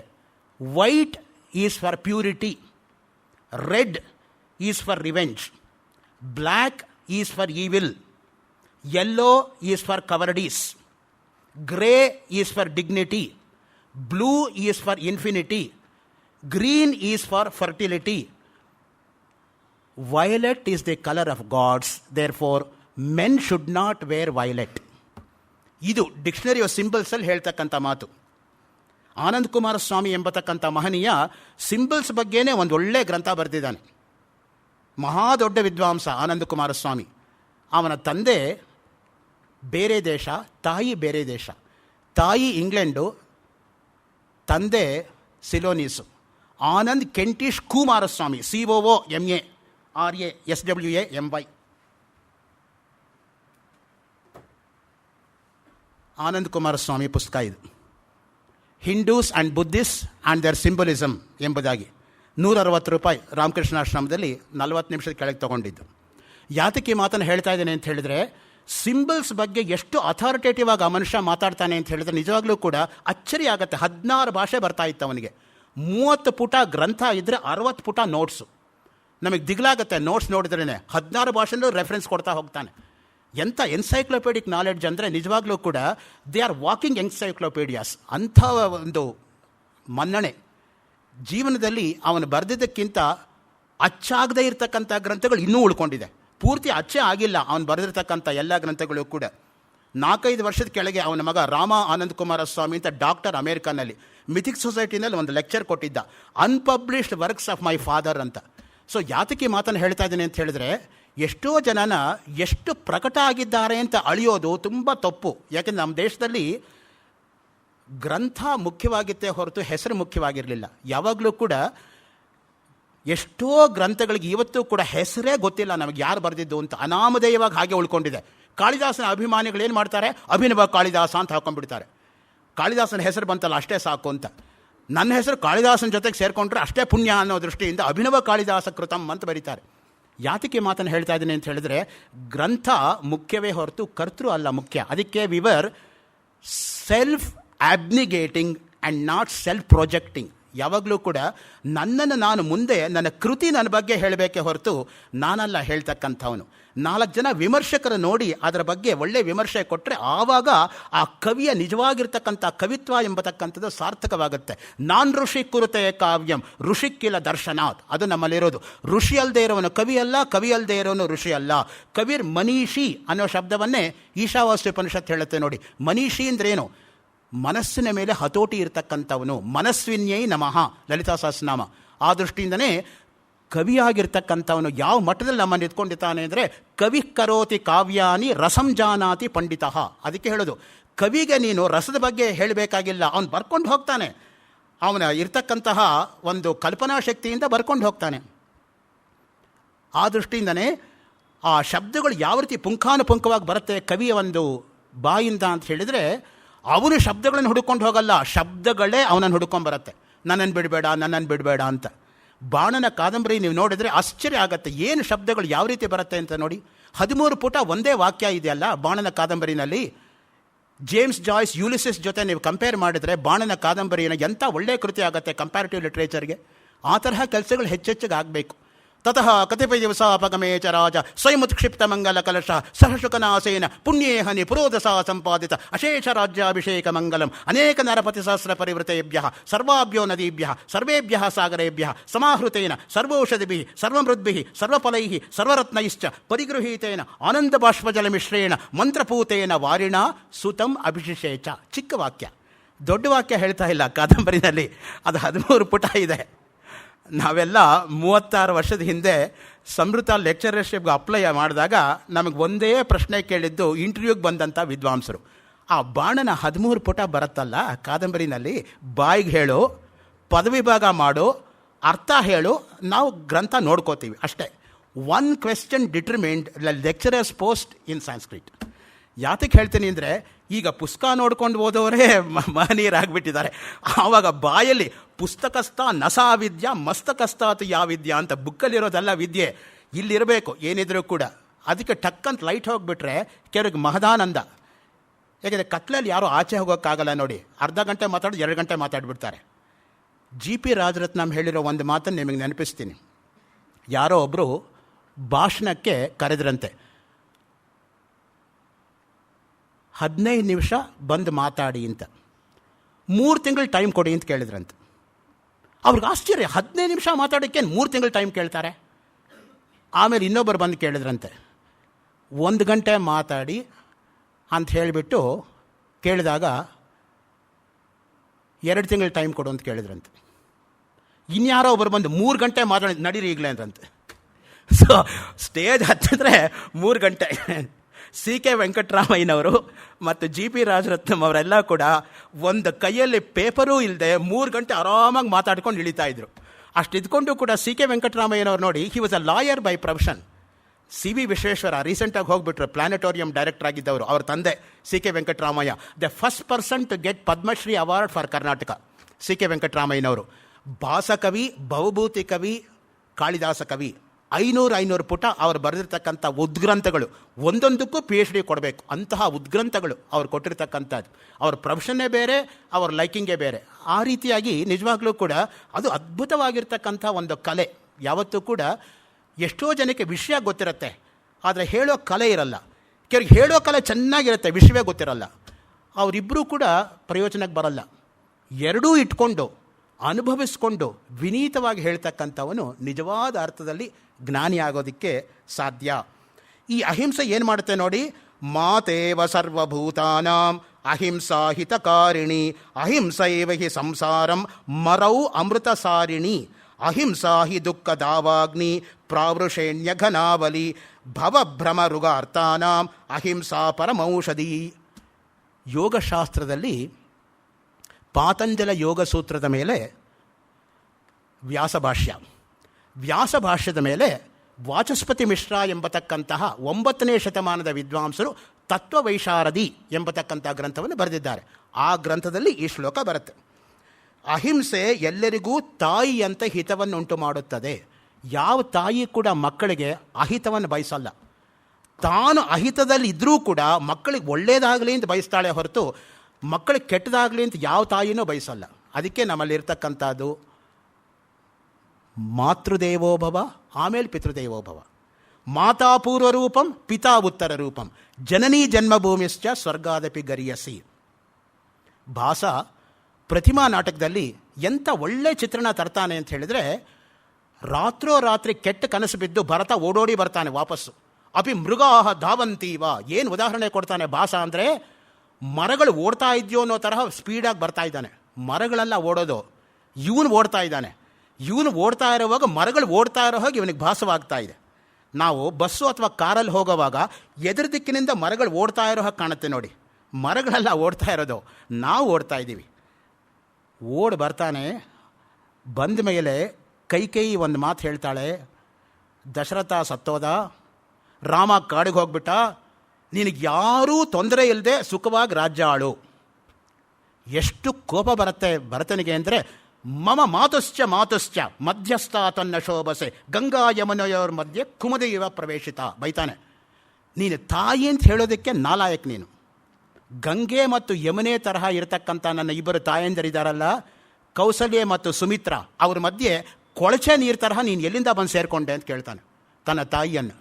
ಸೊ ಅದು ಭರತನ ಭ್ರಾತೃ ಪ್ರೇಮ ಎಷ್ಟು ಮಟ್ಟಿಗಿತ್ತು ಅಂದರೆ, ರಾಮನ ಬಗ್ಗೆ ಎಷ್ಟೋ ಸಲ ರಾಮನನ್ನೇ ಭರತ ಅಂತ, ಭರತನನ್ನೇ ರಾಮನಂತ ಕನ್ಫ್ಯೂಸ್ ಮಾಡಿಕೊಂಡಿರೋದು ಉಂಟು. ಅಷ್ಟು ಸಾಮ್ಯ ಇತ್ತು ಅವರಿಬ್ಬರಲ್ಲಿ ಅಂತ. ಅದಕ್ಕೆ ನಿಜವಾದ ಅರ್ಥದಲ್ಲಿ ಭಾರತ ಅಂದರೆ ಏನರ್ಥ? ಭಾವ, ರಾಗ, ತಾಳ, ಭಾವ ರಾಗ ತಾಳ ಸೇರಿಕೊಂಡು ಭಾರತ ಆಗಿರೋದು. ಭಾತಿ ಸರ್ವೇಷು ವೇದೇಶು ರತಿ ಸರ್ವೇಷು ಜಂತುಷು ತರಣಂ ಸರ್ವತೀರ್ಥಾನಾಂ ತೇನ ಭಾರತ ಮುಚ್ಚತೆ. ಭಾರತ ಮುದ್ರಣಾಲಯದವರು ತ್ಯಾಗರಾಜ ನಗರ 34 ವಾಲ್ಯೂಮ್ ಪ್ರಿಂಟ್ ಮಾಡಿದ್ದಾರೆ ನೋಡಿ, ಮಹಾಭಾರತ ಕನ್ನಡದಲ್ಲಿ. ಅದರಲ್ಲಿ ಪ್ರತಿ ಸಂಪುಟದಲ್ಲೂ ಪ್ರಾರಂಭದಲ್ಲಿ ಬರ್ತಕ್ಕಂಥ ಶ್ಲೋಕ ಇದು. ಭಾತಿ ಸರ್ವೇಷು ವೇದೇಶು, ಯಾವುದು ಎಲ್ಲ ವೇದಗಳಲ್ಲೂ ಕೂಡ ಕಂಡು ಬರುತ್ತದೆಯೋ. ರತಿ ಸರ್ವೇಷು ಜಂತುಷು, ಯಾರು ಎಲ್ಲ ಪ್ರಾಣಿಗಳಲ್ಲೂ ಕೂಡ ಪ್ರೀತಿಯನ್ನು ಇಟ್ಕೊಂಡಿರ್ತಾರೋ. ತರಣಂ ಸರ್ವತೀರ್ಥಾನಾಂ, ಯಾರು ಸಮಸ್ತವಾಗಿರ್ತಕ್ಕಂಥ ತೀರ್ಥಗಳನ್ನು ದಾಟ್ತಾರೋ. ತೇನ ಭಾರತ ಮುಚ್ಚತೆ, ಅಂಥದಕ್ಕೆ ಭಾರತ ಅಂತ ಹೆಸರು. ಉತ್ತರಂ ಯತ್ ಸಮುದ್ರಸ್ಯ ಹಿಮಾದ್ರಯಶ್ಚ ಇವ ದಕ್ಷಿಣಂ ವರ್ಷಂತದ್ ಭಾರತಂ ಪ್ರೋಕ್ತಂ ಭಾರತೀ ಯತ್ರ ಸಂಸ್ಕೃತಿ. ವಿಷ್ಣು ಪುರಾಣ. ಅಷ್ಟು ಅಗಾಧವಾಗಿರ್ತಕ್ಕಂತಹ ನಮ್ಮ ದೇಶ ಭಾರತ. ಅಹಿಂಸೆಯು ತಾಯಿಯಂತೆ ಹಿತವನ್ನು ಉಂಟು ಮಾಡುತ್ತದೆ. ಹುಟ್ಟು ಸಾವುಗಳು ಎಂಬ ಮರುಭೂಮಿಗೆ ಅಮೃತಪ್ರಾಯವಾದದ್ದು. ಅಂಡರ್ಲೈನ್ ಮಾಡ್ಕೊಳ್ಳಿ, ಹುಟ್ಟು ಸಾವುಗಳು ಅನ್ನೋದೇ ಒಂದು ಮರುಭೂಮಿ. ಯಾಕೆ? ಹುಟ್ಟಿದವ್ರು ಯಾರೂ ಕೂಡ ಸಾಯದೇ ಇರೋಕ್ಕಾಗಲ್ಲ ನೋಡಿ. ಜಾತಸ್ಯ ಹಿ ಧ್ರುವ ಮೃತ್ಯು ಧ್ರುವಂ ಜನ್ಮ ಮೃತಸ್ಯ ಚ ತಸ್ಮಾತ್ ಅಪರಿಹಾರ್ಯಾರ್ಥೆ ನತ್ವಂ ಶೋಚಿತು ಅರ್ಹಸಿ. ಕೃಷ್ಣ ಹೇಳ್ತಾನೆ, ಹುಟ್ಟಿದವರೆಲ್ಲ ಸಾಯಲೇಬೇಕಪ್ಪ, ಸತ್ತವರೆಲ್ಲ ಹುಟ್ಟಲೇಬೇಕು. ಆ ದೃಷ್ಟಿಯಿಂದ ನೀನು ಅಂದರೆ ದೇಹವಲ್ಲ, ಮೊದಲು ದೇಹಾಭಿಮಾನವನ್ನು ಬಿಡು. ದೇಹಾಭಿಮಾನೇ ಗಲಿತೆ ಆತ್ಮಾಭಿಮಾನೇ ಜಾಗೃತೆ ಯತ್ರ ಯತ್ರ ಮನಃ ತತ್ರ ತತ್ರ ಸಮಾಧಿ. ಶಂಕರಾಚಾರ್ಯರ ದಕ್ಷಿಣಾಮೂರ್ತಿ ಸ್ತೋತ್ರದ ಮೇಲೆ ಅವರ ಪ್ರಥಮ ಶಿಷ್ಯರಾಗಿದ್ದಂತಹ ವಾರ್ತಿಕಾಚಾರ್ಯ ಎಂಬುದಾಗಿ ಖ್ಯಾತರಾಗಿರ್ತಕ್ಕಂತಹ ಸುರೇಶ್ವರಾಚಾರ್ಯರು ಮಾನಸೋಲ್ಲಾಸ ಎಂಬತಕ್ಕಂತಹ ವ್ಯಾಖ್ಯಾನವನ್ನು ಮಾಡಿ 10ನೇ ಅಧ್ಯಾಯ 11ನೇ ಶ್ಲೋಕದಲ್ಲಿ ಈ ಮಾತನ್ನು ಹೇಳ್ತಾರೆ. ಯಾರು ಆತ್ಮಾಭಿಮಾನ ಅನ್ನೋದು ಜಾಗೃತವಾಗಿ ದೇಹಾಭಿಮಾನ ಅನ್ನೋದು ಹೋಗಿರುತ್ತೋ ಅವ್ರ ಮನಸ್ಸು ಎಲ್ಲೆಲ್ಲಿ ಹೋದರೆ ಅಲ್ಲಲ್ಲೇ ಅವರು ಸಮಾಧಿಗೆ ಹೊಟ್ಟೋಗ್ತಾರೆ ಅಂತ. ಸಮಾಧಿ ಪಾದ ಅಂತಲೇ ಒಂದು ಪಾದ ಇದೆಯಪ್ಪ ಯೋಗಶಾಸ್ತ್ರದಲ್ಲಿ. 64 ವಿಧ ಸಮಾಧಿಗಳನ್ನು ವರ್ಣನೆ ಮಾಡ್ತಾರೆ. ಸವಿಕಲ್ಪಕ, ನಿರ್ವಿಕಲ್ಪಕ, ಸವಿಚಾರ, ನಿರ್ವಿಚಾರ, ಋತಂಬರ ಪ್ರಜ್ಞಾ, ಧರ್ಮಮೇಘ ಸಮಾಧಿ, ಆ ರೀತಿ ಹೇಳ್ತಾ ಹೋಗ್ತಾರೆ. ಆ ದೃಷ್ಟಿಯಿಂದನೇ ಆ ಸಮಾಧಿಯಲ್ಲಿರ್ತಕ್ಕಂಥ ಸ್ಥಿತಿ ಎಷ್ಟು ಕಾಲ ಅವ್ರು ಇರ್ತಾರೆ ಅಂತ ಹೇಳೋಕ್ಕಾಗಲ್ಲ. ಅದಕ್ಕೇನೆ ಮಹಾತ್ಮರಿಗೆ ನಾವು ಇಷ್ಟು ವರ್ಷ ಬದುಕಿದ್ರು ಅಂತ ಹೇಳೋದು ಭಾಳ ಕಷ್ಟ. ಅವ್ರು ಸಮಾಧಿಗೆ ಹೋಗ್ಬಿಟ್ರೆ ದಿನಗಳಾದರೂ ಇರ್ಬೋದು, ವರ್ಷಗಳಾದರೂ ಇರ್ಬೋದು, ಯಾರಿಗೆ ಗೊತ್ತು. ಅವ್ರು ವಾಪಸ್ ಬಂದಾಗಲೇ ಗ್ಯಾರಂಟಿ ಜಾಗ್ರತೆಗೆ. ಆ ದೃಷ್ಟಿಯಿಂದನೇ ನಾವು ಆ ಎಣಿಸೋದಕ್ಕಾಗೋದಿಲ್ಲ. ಸದಾಶಿವ ಬ್ರಹ್ಮೇಂದ್ರ ಜೀವನ ನೋಡಿ. ಅವರು ಕರೂರಿನಲ್ಲಿ ಸಮಾಧಿಸ್ಥರ ಕುಳಿತಿದ್ದಾಗ ಕಾವೇರಿ ಪೂರ್ತಿ ಅವರ ದೇಹ ಆವರಿಸ್ಕೊಂಡ್ಬಿಟ್ಟು ಮರಳೆಲ್ಲ ತುಂಬ್ಕೊಂಡ್ಬಿಟ್ಟು ಕೂಲಿ ಕೆಲಸ ಮಾಡೋರು ಚೆನ್ನಾಗಿ ಮರಳು ಸಿಗತ್ತೆ ಅಂತ ಅಗೀತಾ ಬಂದ್ರಂತೆ. ಗುದ್ಲಿ ಪಿಕಾಸೆ ಎಲ್ಲ ತೊಗೊಂಬಂದು ಹಣದ ಬಗ್ಗೆ ಸಾಕ್ಷಾತ್ತಾಗಿ ರಕ್ತ ಸೋರ್ತಾ ಇದ್ದರೂ ಕೂಡ ಆ ಕಡೆ ಗಮನವೇ ಇಲ್ಲದೆ ಸಮಾಧಿಯಲ್ಲೇ ಮುಂದುವರಿತಾ ಇದ್ರಂತೆ. ನಮಗೆ ಅಲ್ಲಿ ಚಪ್ಪಲಿ ಬಿಟ್ಟು ಇಲ್ಲಿ ಒಳಗೆ ಬರೋಷ್ಟೊತ್ತಿಗೆ ಒಂದು ಸಣ್ಣ ಮುಳ್ಳು ಕಾಲಿಗೆ ಚುಚ್ಕೊಂಡ್ರೆ ನಮ್ಮ ಕೈಲಿ ಇರೋಕ್ಕಾಗಲ್ಲ. ಅಷ್ಟೇ ನಮ್ಮ ಸ್ಥಿತಿ. ಅವ್ರಿಗೆ ನೋಡಿ ಸಾಕ್ಷಾತ್ತಾಗಿ ಹಣೆಯಲ್ಲಿ ಗಾಯ ಆಗಿ ರಕ್ತ ಹೋಗ್ತಾ ಇದ್ರು, ಆ ಕಡೆ ಗಮನವೇ ಇಲ್ಲದೆ ಸಮಾಧಿಯಲ್ಲಿ ಮುಂದುವರಿತಾ ಇದ್ರಂತೆ. ಇನ್ನೊಂದು ಜೀವನದಲ್ಲಿ ನಡೆದಿರ್ತಕ್ಕಂಥ ಘಟನೆ ಅಂದರೆ, ಒಬ್ಬ ಮುಸಲ್ಮಾನ್ ಬಾದ್ಶಾಹ ಕತ್ತಿ ತಿರುಗಿಸ್ತಾ ಇದ್ನಂತೆ. ಆ ಕತ್ತಿ ಏಟು ಬಿದ್ದು ಕಟ್ಟಾಗಿಬಿಟ್ಟು ಬಲಗೈ ಬಿದ್ದೋಯ್ತಂತೆ ನೆಲಕ್ಕೆ. ಹಾಗೆ ಮುಂದುವರಿತಾ ಹೋಗ್ತಾನೆ ಇದ್ರಂತೆ. ಕಟ್ಟಾಗಿದ್ದು ಬಿದ್ದೋಗಿದ್ದು ಗೊತ್ತೇ ಇಲ್ಲದೆ. ಆಮೇಲೆ ಅವನಿಗೇನೆ ಭಯ ಆಗಿಬಿಟ್ಟು ಆ ಅಕ್ಬರನಿಗೆ ಆ ತುಂಡಾಗಿರ್ತಕ್ಕಂಥ ಕೈ ತಂದುಕೊಂಡಾಗ ಸುಮ್ಮನೆ ಹಿಂಗೆ ಅಂದ್ಕೊಂಡಿರುತ್ತೆ, ಕೈ ಜೋಡಿಸ್ತಂತೆ ಮತ್ತೆ ಮುಂದಕ್ಕೆ ಹೋಗ್ತಾ ಇದ್ರಂತೆ. ಈ ರೀತಿಯಾಗೆಲ್ಲ ಆಗ್ತಕ್ಕಂಥ ಘಟನೆಗಳು ನಮಗೆ ಜ್ವಲಂತವಾಗಿ ಅವರ ಜೀವನದಲ್ಲಿ ನಡೆದಿರ್ತಕ್ಕಂತಹ ಘಟನೆಯನ್ನು ಶೃಂಗೇರಿ ಶಾರದಾ ಪೀಠದ 33ನೇ ಜಗದ್ಗುರುಗಳಾಗಿದ್ದಂತಹ ಸಚ್ಚಿದಾನಂದ ಶಿವಾಭಿಮ ನರಸಿಂಹ ಭಾರತೀ ಮಹಾಸ್ವಾಮಿಗಳು ಸದಾಶಿವೇಂದ್ರ ಸ್ತುತಿ ಎಂಬತಕ್ಕಂಥ 64 ಶ್ಲೋಕದಲ್ಲಿ 32ನೇ ಶ್ಲೋಕದಲ್ಲಿ ಈ ಮಾತನ್ನು ಹೇಳ್ತಾರೆ. ಉನ್ಮತ್ತವತ್ ಸಂಚರತಿ ಹ ಶಿಷ್ಯ ತವೇತಿ ವಚಾಂಸಿ ಇದಾನೀಂ ಶೃಣ್ವನ್ ಖಿದ್ಯನ್ನುವಾಚಾಸ್ಯ ಗುರುಪುರಾಹೋ ಉನ್ಮತ್ತತಾಮೇ ನಹಿ ತಾದೃಶೀತಿ. ಎಂತಹ ಉನ್ಮತ್ತ ಸ್ಥಿತಿ ಅದು ಅಂತ ಹೇಳಿದ್ರೆ ನಿಜವಾಗಿ ಭಗವಂತನಲ್ಲಿ ಅವರು ಲೀನವಾಗಿದ್ದರು. ಅದಕ್ಕೇನೆ ಲೀನೇ ಪರಬ್ರಹ್ಮಣಿ ಯಸ್ಯ ಚೇತಃ ಆ ಮಾತು ಬರೆಯೋದು. ಬ್ರಹ್ಮಣಿ ಮಾನಸ ಸಂಚರರೆ ತೇಷಾಂ ಚಿಂತಾ ನಾಸ್ತಿ ಕಿಲ ಪಿಬರೆ ರಾಮರಸಂ ಪರಿಪೂರ್ಣ ಬೋಧೋಹಂ ಆನಂದ ಸಾಗರೋಹಂ ಗೋಷ್ಠೇ ಕ್ರೀಡತೆ ವನಮಾಲಿ ಬ್ರೂಹಿ ಮುಕುಂದೇತಿ. ಇದೆಲ್ಲವೂ ಕೂಡ ಸದಾಶಿವ ಬ್ರಹ್ಮೇಂದ್ರರು ವೇದಾಂತ ಗರ್ಭಿತವಾಗಿ ಸಂಗೀತದಲ್ಲಿ ಲೋಕಕ್ಕೆ ಕೊಟ್ಟಿರ್ತಕ್ಕಂತಹ ಅಪರೂಪವಾದ ಕೀರ್ತನೆಗಳು. ಆ ದೃಷ್ಟಿಯಿಂದನೇ ನಮಗೆ ಬ್ರಹ್ಮಣಿ ಮಾನಸ ಸಂಚರೇಂದ್ರ ಜ್ಞಾಪಕ ಬರೋದು ಬಾಲ್ಮುರಳಿ ಹಾಡಿರೋದು, ಪರ್ವೀನ್ ಸುಲ್ತಾನ ಹಾಡಿರೋದು. ಅದೆರಡೂ ಕೂಡ ಶಾಶ್ವತವಾಗಿ ಮನಸ್ಸಲ್ಲಿ ಉಳ್ಕೊಂಡಿರತ್ತೆ. ಬ್ರಹ್ಮಣಿ ಮಾನಸ ಸಂಚರಣೆ ತಕ್ಷಣ ನಮ್ಮ ಮನಸ್ಸು ಅಲ್ಲಿ ಹೊಟ್ಟೋಗುತ್ತೆ. ಅದು ನಿಜವಾಗಿರ್ತಕ್ಕಂತಹ ಒಂದು ಸ್ಥಿತಿ, ಅದು ಅವಸ್ಥೆ ಅಲ್ಲ, ಅದು ಸ್ಥಿತಿ. ಆ ಸ್ಥಿತಿಯನ್ನು ತಲುಪಿದ ಮೇಲೆ ಅವರಿಗೆ ಯಾವುದೇ ರೀತಿಯಾಗಿರ್ತಕ್ಕಂಥ ಸಾಂಸಾರಿಕವಾದ ದುಃಖಗಳು ಕೂಡ ಕಾಡೋದಿಲ್ಲ. ಅದೆಲ್ಲಕ್ಕೂ ಕೂಡ ಅವರು ಅತೀತರಾಗಿಬಿಟ್ಟಿರ್ತಾರೆ. ಅದಕ್ಕೆ ನೋಡಿ, ಹುಟ್ಟು ಸಾವುಗಳು ಎಂಬ ಮರುಭೂಮಿಗೆ ಅಹಿಂಸೆ ಅಮೃತಪ್ರಾಯವಾದದ್ದು. ನಿಜವಾಗಿ ಅಮೃತಪ್ರಾಯವಾದದ್ದು ಯಾವುದು ಅಂತ ಹೇಳಿದರೆ ಅದೇ ಅಹಿಂಸೆನೇ. ದಾವಾಗ್ನಿ ಎಂಬ ದುಃಖದಲ್ಲಿ ಬೆಂದವರಿಗೆ ಅಹಿಂಸೆಯೇ ಮಳೆಗಾಲದ ಮೋಡ. ಯಾರು ಈ ದಾವಾಗ್ನಿನಲ್ಲಿ ಯಾವಾಗಲೂ ಕೂಡ ಬೇಯ್ತಾ ಇರ್ತಾರೋ ಅಂಥವರಿಗೆ ಯಾವುದು ನಿಜವಾಗಿರ್ತಕ್ಕಂಥದ್ದು ಮೋಡ ಅಂದರೆ ಅಹಿಂಸೆಯೇ ಮಳೆಗಾಲದ ಮೋಡ. ಸಾಂಸಾರಿಕ ರೋಗಗಳಿಂದ ಪೀಡಿತರಾಗಿರುವವರಿಗೆ ಅಹಿಂಸೆಯೇ ಪರಮ ಔಷಧಿ. ನಿಜವಾಗಿ ವೈದ್ಯ ಯಾರು ಅಂದರೆ ಭಗವಂತನೇ ವೈದ್ಯ. ಬಿಷಕ್ತಮಂತ್ವಾಂ ಬಿಷಜಾಂ ಶೃಣೋಮಿ. ಋಗ್ವೇದದಲ್ಲೇ ಒಂದು ಮಂತ್ರ ಬರುತ್ತೆ, ರುದ್ರ ವೈದ್ಯರಿಗೂ ವೈದ್ಯ ಅಂತ. ಯಾವಾಗ ವೈದ್ಯನಿಗೂ ಕೂಡ ಏನೂ ಮಾಡೋಕ್ಕಾಗಲ್ವೋ ಆವಾಗ ಅವನೂ ಕೂಡ ಭಗವಂತನಿಗೆ ಮೊರೆ ಹೋಗ್ತಕ್ಕಂಥದ್ದು. ಒಂದು ಡೈರೆಕ್ಟಾಗಿರೋ ಉದಾಹರಣೆ ಕೊಟ್ಟರೆ ಪರ್ಸ್ನಲ್ ಆಗಿರೋದು ತಪ್ಪು ತಿಳ್ಕೊಬೇಡಿ. ಡಾಕ್ಟರ್ ಶ್ರೀನಾಥ್ ಅಂತಿದ್ದಾರೆ ನಮ್ಮ ರಂಗದೊರೈ ಹಾಸ್ಪಿಟ್ಲಲ್ಲಿ. ಅವರು ಇವತ್ತಿಗೂ ಕೂಡ ಬೆಳಗ್ಗೆ ರುದ್ರಾಭಿಷೇಕ ಮಾಡದೆ ಮನೆಯಿಂದ ಆಚೆ ಬರಲ್ಲ. ಎಷ್ಟು ಜನ ಬಡವರಿಗೆ ಅವರು ಎಷ್ಟು ಫ್ರೀಯಾಗಿ ಔಷಧಿಗಳು ಕೊಟ್ಟಿಲ್ಲ. ಬಡವರ ದೃಷ್ಟಿಯಿಂದ ಅವರು ಭಗವಂತ ಅಂತಲೇ ಅವರು ಭಾವಿಸೋದು. ಆ ದೃಷ್ಟಿಯಿಂದ ನಿಜವಾಗಿ ಯಾರಿಗೆ ಆ ರುದ್ರನಲ್ಲಿ ಅಪಾರವಾಗಿರ್ತಕ್ಕಂತಹ ನಂಬಿಕೆ ಇರುತ್ತೋ, ವಿಶ್ವಾಸ ಇರುತ್ತೋ, ಶ್ರದ್ಧೆ ಇರುತ್ತೋ ಅಂಥವ್ರಿಗೆ ಭಗವಂತನೇ ಅವರ ಕೈಯಲ್ಲಿ ಆ ಕೆಲಸ ಮಾಡಿಸ್ತಾನೆ. ಆ ನಂಬಿಕೆ, ವಿಶ್ವಾಸ, ಶ್ರದ್ಧೆ ಮಾತ್ರ ಕಳ್ಕೋಬಾರ್ದು ಯಾವಾಗಲೂ ಕೂಡ. ಆ ದೃಷ್ಟಿಯಿಂದನೇ ಶ್ವಾಸ ಇರೋ ತನಕ ವಿಶ್ವಾಸ ಕಳ್ಕೋಬಾರ್ದು ಅಂತ ಅದಕ್ಕೆ ನಾವು ಹೇಳೋದು. ಏಕೆಂದರೆ ಹಣ ಇವತ್ತು ಬರುತ್ತೆ, ನಾಳೆ ಹೋಗುತ್ತೆ. ಮನುಷ್ಯನಿಗೆ, ಮಾನವನಿಗೆ ಇರತಕ್ಕಂಥದ್ದೇ ಒಂದು ವಿಶ್ವಾಸ. ಆ ವಿಶ್ವಾಸದಿಂದಲೇ ಜೀವನ ಎಂಬತಕ್ಕಂಥದ್ದು ನಡೀತಕ್ಕಂಥದ್ದು. ಅದಕ್ಕೆ ಹೇಳ್ತಾರೆ ನೋಡಿ, ಅಹಿಂಸಾ ಸತ್ಯಮಸ್ತೇಯಂ ಶೌಚಂ ಇಂದ್ರಿಯ ನಿಗ್ರಹ ಏತಂ ಸಾಮಾಯಿಕಂ ಧರ್ಮಂ ಚಾತುರ್ವರ್ಣೈರ್ಮನುರಬ್ರವೀತ್. ಅಹಿಂಸೆ, ಸತ್ಯ, ಕದಿಯದಿರುವಿಕೆ. ಕದಿಯೋದು ಅಂದರೆ ಬರೀ ಹಣ ಕದಿಯೋದು ಅಂತ ಮಾತ್ರ ಅಲ್ಲ, ಯಾರೋ ಬರೆದಿದ್ದನ್ನು ಯಾರೋ ಹೆಸರು ಹಾಕ್ಕೊಳ್ಳೋದು ದೊಡ್ಡ ಕಳ್ತನನೇ. ಈಗಿನ ಕಾಲದಲ್ಲಿ ಆಗ್ತಕ್ಕಂಥದ್ದು ಎಷ್ಟೋ ಆ ರೀತಿಯಾಗಿ ನಮ್ಮ ಕಣ್ಣು ಮುಂದೆ ಕೆಲವು ಬರುತ್ತೆ, ಕೆಲವು ಬರಲ್ಲ. ಆ ದೃಷ್ಟಿಯಿಂದ ಇಂಟೆಲೆಕ್ಚುಯಲ್ ಫ್ರಾಡ್ಸ್ ಅದು ತುಂಬ ಜನಗಳನ್ನು ಕಾಡ್ತಕ್ಕಂಥದ್ದು. ಮತ್ತೆ ಒಂದು ಪರ್ಸನಲ್ ಉದಾಹರಣೆ ಕೊಡ್ತೀನಿ, ತಪ್ಪು ತಿಳ್ಕೊಬೇಡಿ. ನೈನಿತಾಲಲ್ಲಿ ಕುಮಾನ್ ಯೂನಿವರ್ಸಿಟಿ ಅಂತಿದೆ. ಕುಮಾನ್ ಯೂನಿವರ್ಸಿಟಿಯಲ್ಲಿ ರಜಪೂತ್ ಅಂತ ಒಬ್ಬ ವೈಸ್ ಚಾನ್ಸಲರ್ ಇದ್ದ. ಅವನು physics professor by nature. Stanford university America PhD ಥೀಸಿಸ್ನ ಕ್ಯಾಂಡಿಡೇಟಿಗೆ ಕೊಟ್ಟು line to line, word to word copy ಮಾಡಿಸ್ಬಿಟ್ಟು ಅಬ್ದುಲ್ ಕಲಾಂ ಹತ್ರ ಹಾಕ್ಕೊಂಡ. ಕಲಾಂ ಫಿಸಿಕ್ಸ್ ಇದ್ದಿದ್ದರಿಂದ ತಕ್ಷಣ ಹಿಡ್ಕೊಂಡ್ರು. Are you vice chancellor or chancellor of vices? Immediately he dismissed him. ಎಷ್ಟು ಆ ರೀತಿ ಆಗುತ್ತೋ ಯಾರಿಗೆ ಗೊತ್ತು. ಅದೊಂದು ಬೆಳಕಿಗೆ ಬಂತು, ನಮಗೆ ಗೊತ್ತು ಅಷ್ಟೇ ಹೊರತು ಮಿಕ್ಕಿದ್ದು ಎಷ್ಟು ಆಗಿರ್ಬೋದಲ್ಲ ಜೀವನದಲ್ಲಿ. ಅದಕ್ಕೆ after Radhakrishnan it's only the Kalam who stands at that level. ನಮ್ಮ ಪ್ರೆಸಿಡೆಂಟ್ಸನ್ನೆಲ್ಲ ಒಂದು ಕಡೆಯಿಂದ ನಾವು ವಿವೇಚನೆ ಮಾಡ್ತಾ ಹೋದರೆ ಅದು ನಿಜವಾಗಿರ್ತಕ್ಕಂಥ ಒಂದು ಇಂಟೆಲೆಕ್ಚುಯಲ್ ಆನೆಸ್ಟಿ. ಒಂದು 2 ಮಾತನ್ನು ಬಾಯಲ್ಲಿ ಹೇಳಿದರೂ ಕೂಡ ಇಂಥವರ ಪುಸ್ತಕದಿಂದ ನಾನು ತೆಗೆದುಕೊಂಡಿದ್ದೀನಿ ಅಂತ ಹೇಳೋ ಪ್ರಾಮಾಣಿಕತೆ ಇರಬೇಕು. ಬರವಣಿಗೆಯಲ್ಲಿ ಮಾತ್ರ ಅಲ್ಲ, ಬಾಯಲ್ಲಿ ಹೇಳುವಾಗಲೂ ಕೋಟ್ ಮಾಡಬೇಕು ಅವರ ಹೆಸರನ್ನು. ಅದಿಲ್ಲದೆ ಹೋದರೆ ನಾನು ವಂಚನೆ ಮಾಡ್ದಂಗೆ ಆಗತ್ತೆ. ನನಗೇನು ಗೊತ್ತಿತ್ತೇನು ಆ ವಿಷಯ? ಇಂಥವರಿಂದ ನಾನು ಪಡ್ಕೊಂಡಿದ್ದೀನಿ ಅಂತ ಹೇಳಿದ್ರೆ ನನಗೇನು ಕಡಿಮೆ ಇಲ್ಲ, ಗೌರವಕ್ಕೇನು ಕಡಿಮೆ ಆಗಲ್ಲ, ಅದರಿಂದ ಏನು ಅವಮಾನ ಇಲ್ಲ.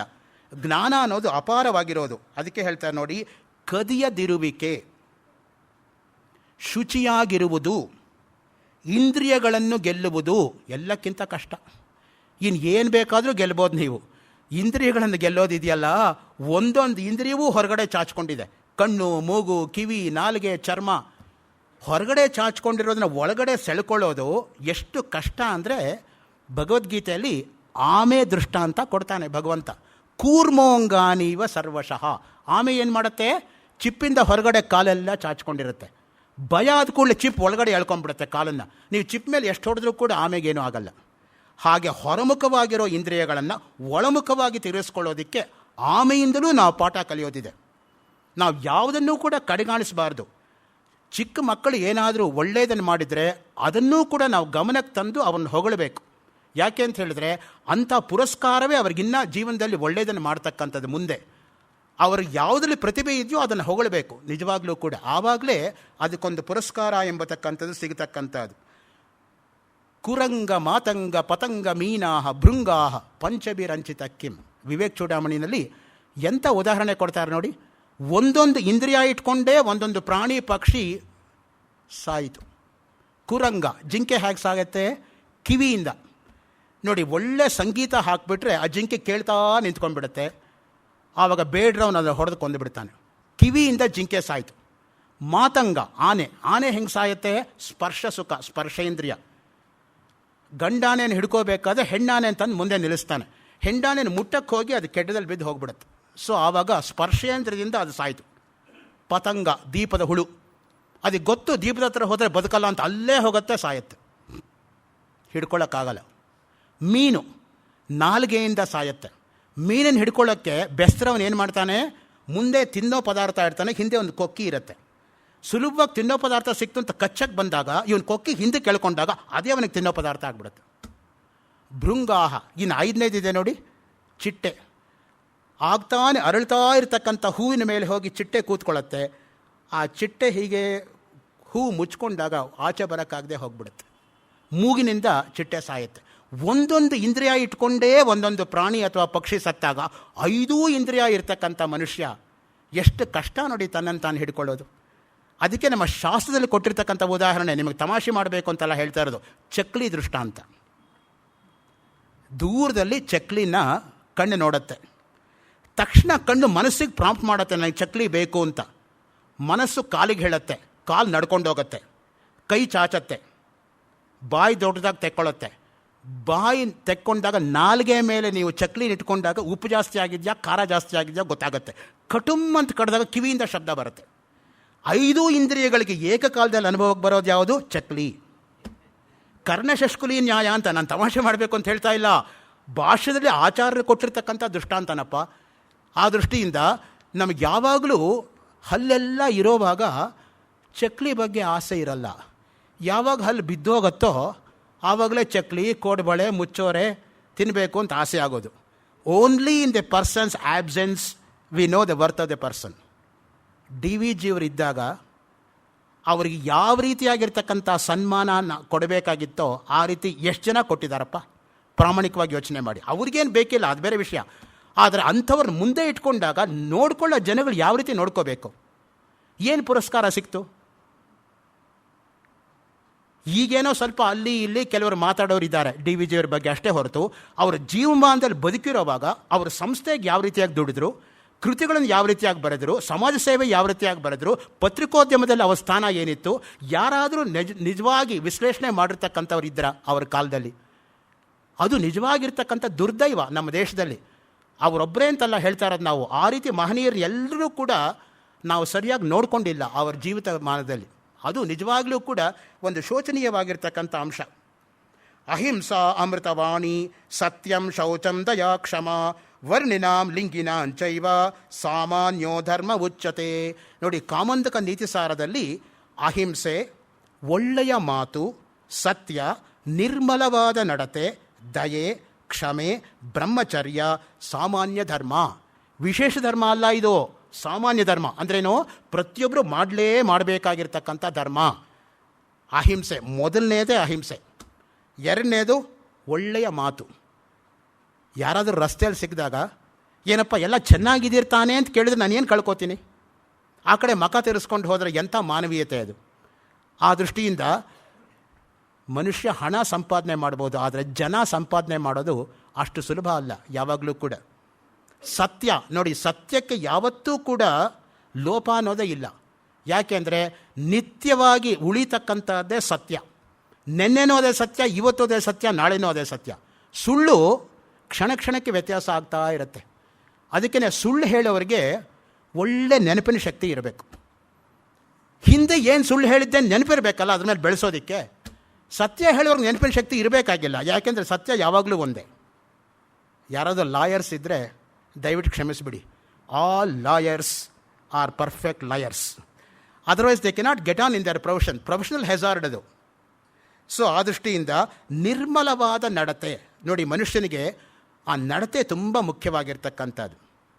Character is like a tree, leaf is like it shadow. ಒಂದು ಕಡೆ ಹೇಳ್ತಾನೆ Julian Huxley, character is like a tree. ನೋಡಿ, ನಿಮ್ಮ ನಡಕೆ ಎಂಬತಕ್ಕಂಥದ್ದೇ ಒಂದು ಮರದ ತರಹ ಯಾವಾಗಲೂ ಕೂಡ. ಮರದ ಬುಡ ಗಟ್ಟಿಯಾಗಿದ್ದರೆ ಮೇಲ್ಗಡೆ ಎಷ್ಟು ದೂರ ಹೋದರೆ ಏನು, ಅದರಲ್ಲಿ ಇರ್ತಕ್ಕಂಥ ಕೊಂಬೆಗಳು ಯಾವಾಗಲೂ ಬುಡ ಭದ್ರವಾಗಿರಬೇಕು. When the roots are firm, let the shoots go anywhere and shoot anybody down, but the roots should be firm. ಬುಡ ಭದ್ರವಾಗಿರಬೇಕು ಯಾವಾಗಲೂ ಕೂಡ. ಅದಕ್ಕೇನೆ ನಿರ್ಮಲವಾದ ನಡತೆ. When money is lost, nothing is lost. When health is lost, something is lost. When character is lost, everything is lost. ಅದಕ್ಕೆ ಆ ಸನ್ನಡತೆಗೆ ನಾವು ಅಷ್ಟು ಗಮನ ಕೊಡ್ತಕ್ಕಂಥದ್ದು. ಹಾಗೆ ದಯೆ, ದಯೆಯೇ ಧರ್ಮದ ಮೂಲವಯ್ಯ. ಯಾಕೆ ಬಸವಣ್ಣವ್ರು ಹೇಳಿದ್ದು? ದಯಾಶತಕ ಅಂತಲೇ 100 ಶ್ಲೋಕ ವೇದಾಂತ ದೇಶಿಕರು ಬರೆದಿದ್ದಾರಲ್ಲಪ್ಪ ದಯೆ ಮೇಲೆ.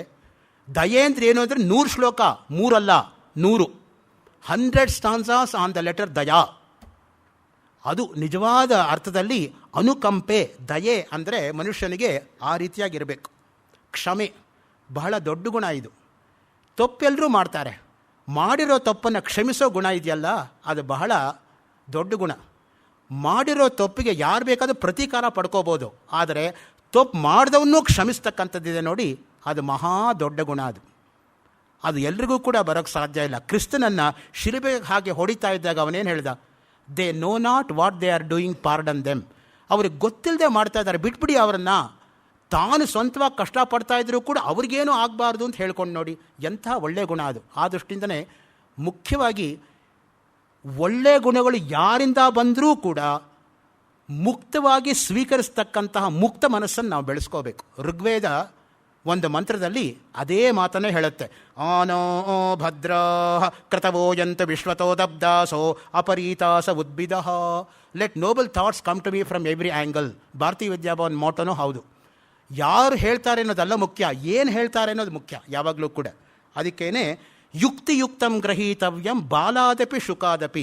ಒಂದು ಮಗು ಬಂದು ನಾನು ಮಾಡಿರೋದು ತಪ್ಪು ಅಂತ ಹೇಳಿದ್ರು ಕೂಡ ತಿದ್ಕೊಳ್ಳೋದಕ್ಕೆ ನಾನು ರೆಡಿಯಾಗಿರಬೇಕು.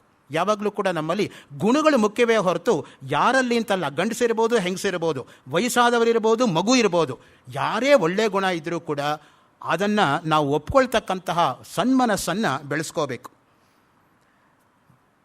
ಇದು ಸಾಮಾನ್ಯ ಧರ್ಮ. ಸ್ವಾಮಿ ಜಗದಾತ್ಮಾನಂದ ಅವರು ಬದುಕಲು ಕಲಿಯಿರಿ ಆ ಪುಸ್ತಕದ 2ನೇ ಭಾಗದ 36ನೇ ಪುಟದ 2ನೇ ಪ್ಯಾರಾಗ್ರಾಫಿನ 4ನೇ ಸಾಲಲ್ಲಿ ಒಂದು ಮಾತನ್ನು ಹೇಳ್ತಾರೆ. ಮನಸ್ಸು, ಮಾತು, ಕೃತಿಗಳಿಂದ ಯಾರಿಗೂ ಕೇಡನ್ನು ಬಯಸದೆ ಎಲ್ಲ ಕಡೆಗೂ ಶುಭ ಚಿಂತನೆಯನ್ನು ಹರಿದು ಬಿಡುವ ಮನೋವೃತ್ತಿಯೇ ಅಹಿಂಸೆ. ಎಂಥ ಒಳ್ಳೆಯ ಮಾತು ನೋಡಿ. ಯಾರಿಗೂ ಕೇಡನ್ನು ಬಯಸದೆ ಶುಭ ಚಿಂತನೆ.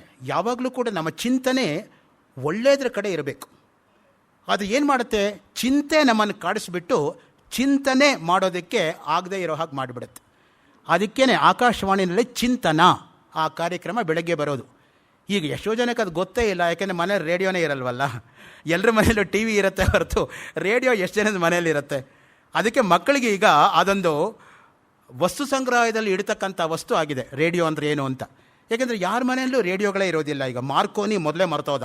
ಸೊ ಆ ದೃಷ್ಟಿಯಿಂದ ರೇಡಿಯೋ ಇನ್ವೆಂಟ್ ಮಾಡ್ರವನು ಯಾರೋ, ಅದು ಬರೀ ಕ್ವಿಝಲ್ಲಿ ಕೇಳಬೇಕಷ್ಟೇ ಹೊರತು ಸ್ಕೂಲ್ ಕ್ವಿಝಲ್ಲಿ 3 ಜನ ಮಕ್ಕಳಿರೋವಾಗ ಕ್ವಿಝ್ ಮಾಸ್ಟರ್ ಕೇಳ್ತಕ್ಕಂಥ ಪ್ರಶ್ನೆಯಾಗಿ ಉಳಿತೇ ಹೊರತು ಆ್ಯಕ್ಚುಯಾಲಿಟಿ ಎಲ್ಲಿ ಹೋಯ್ತು ಈಗ?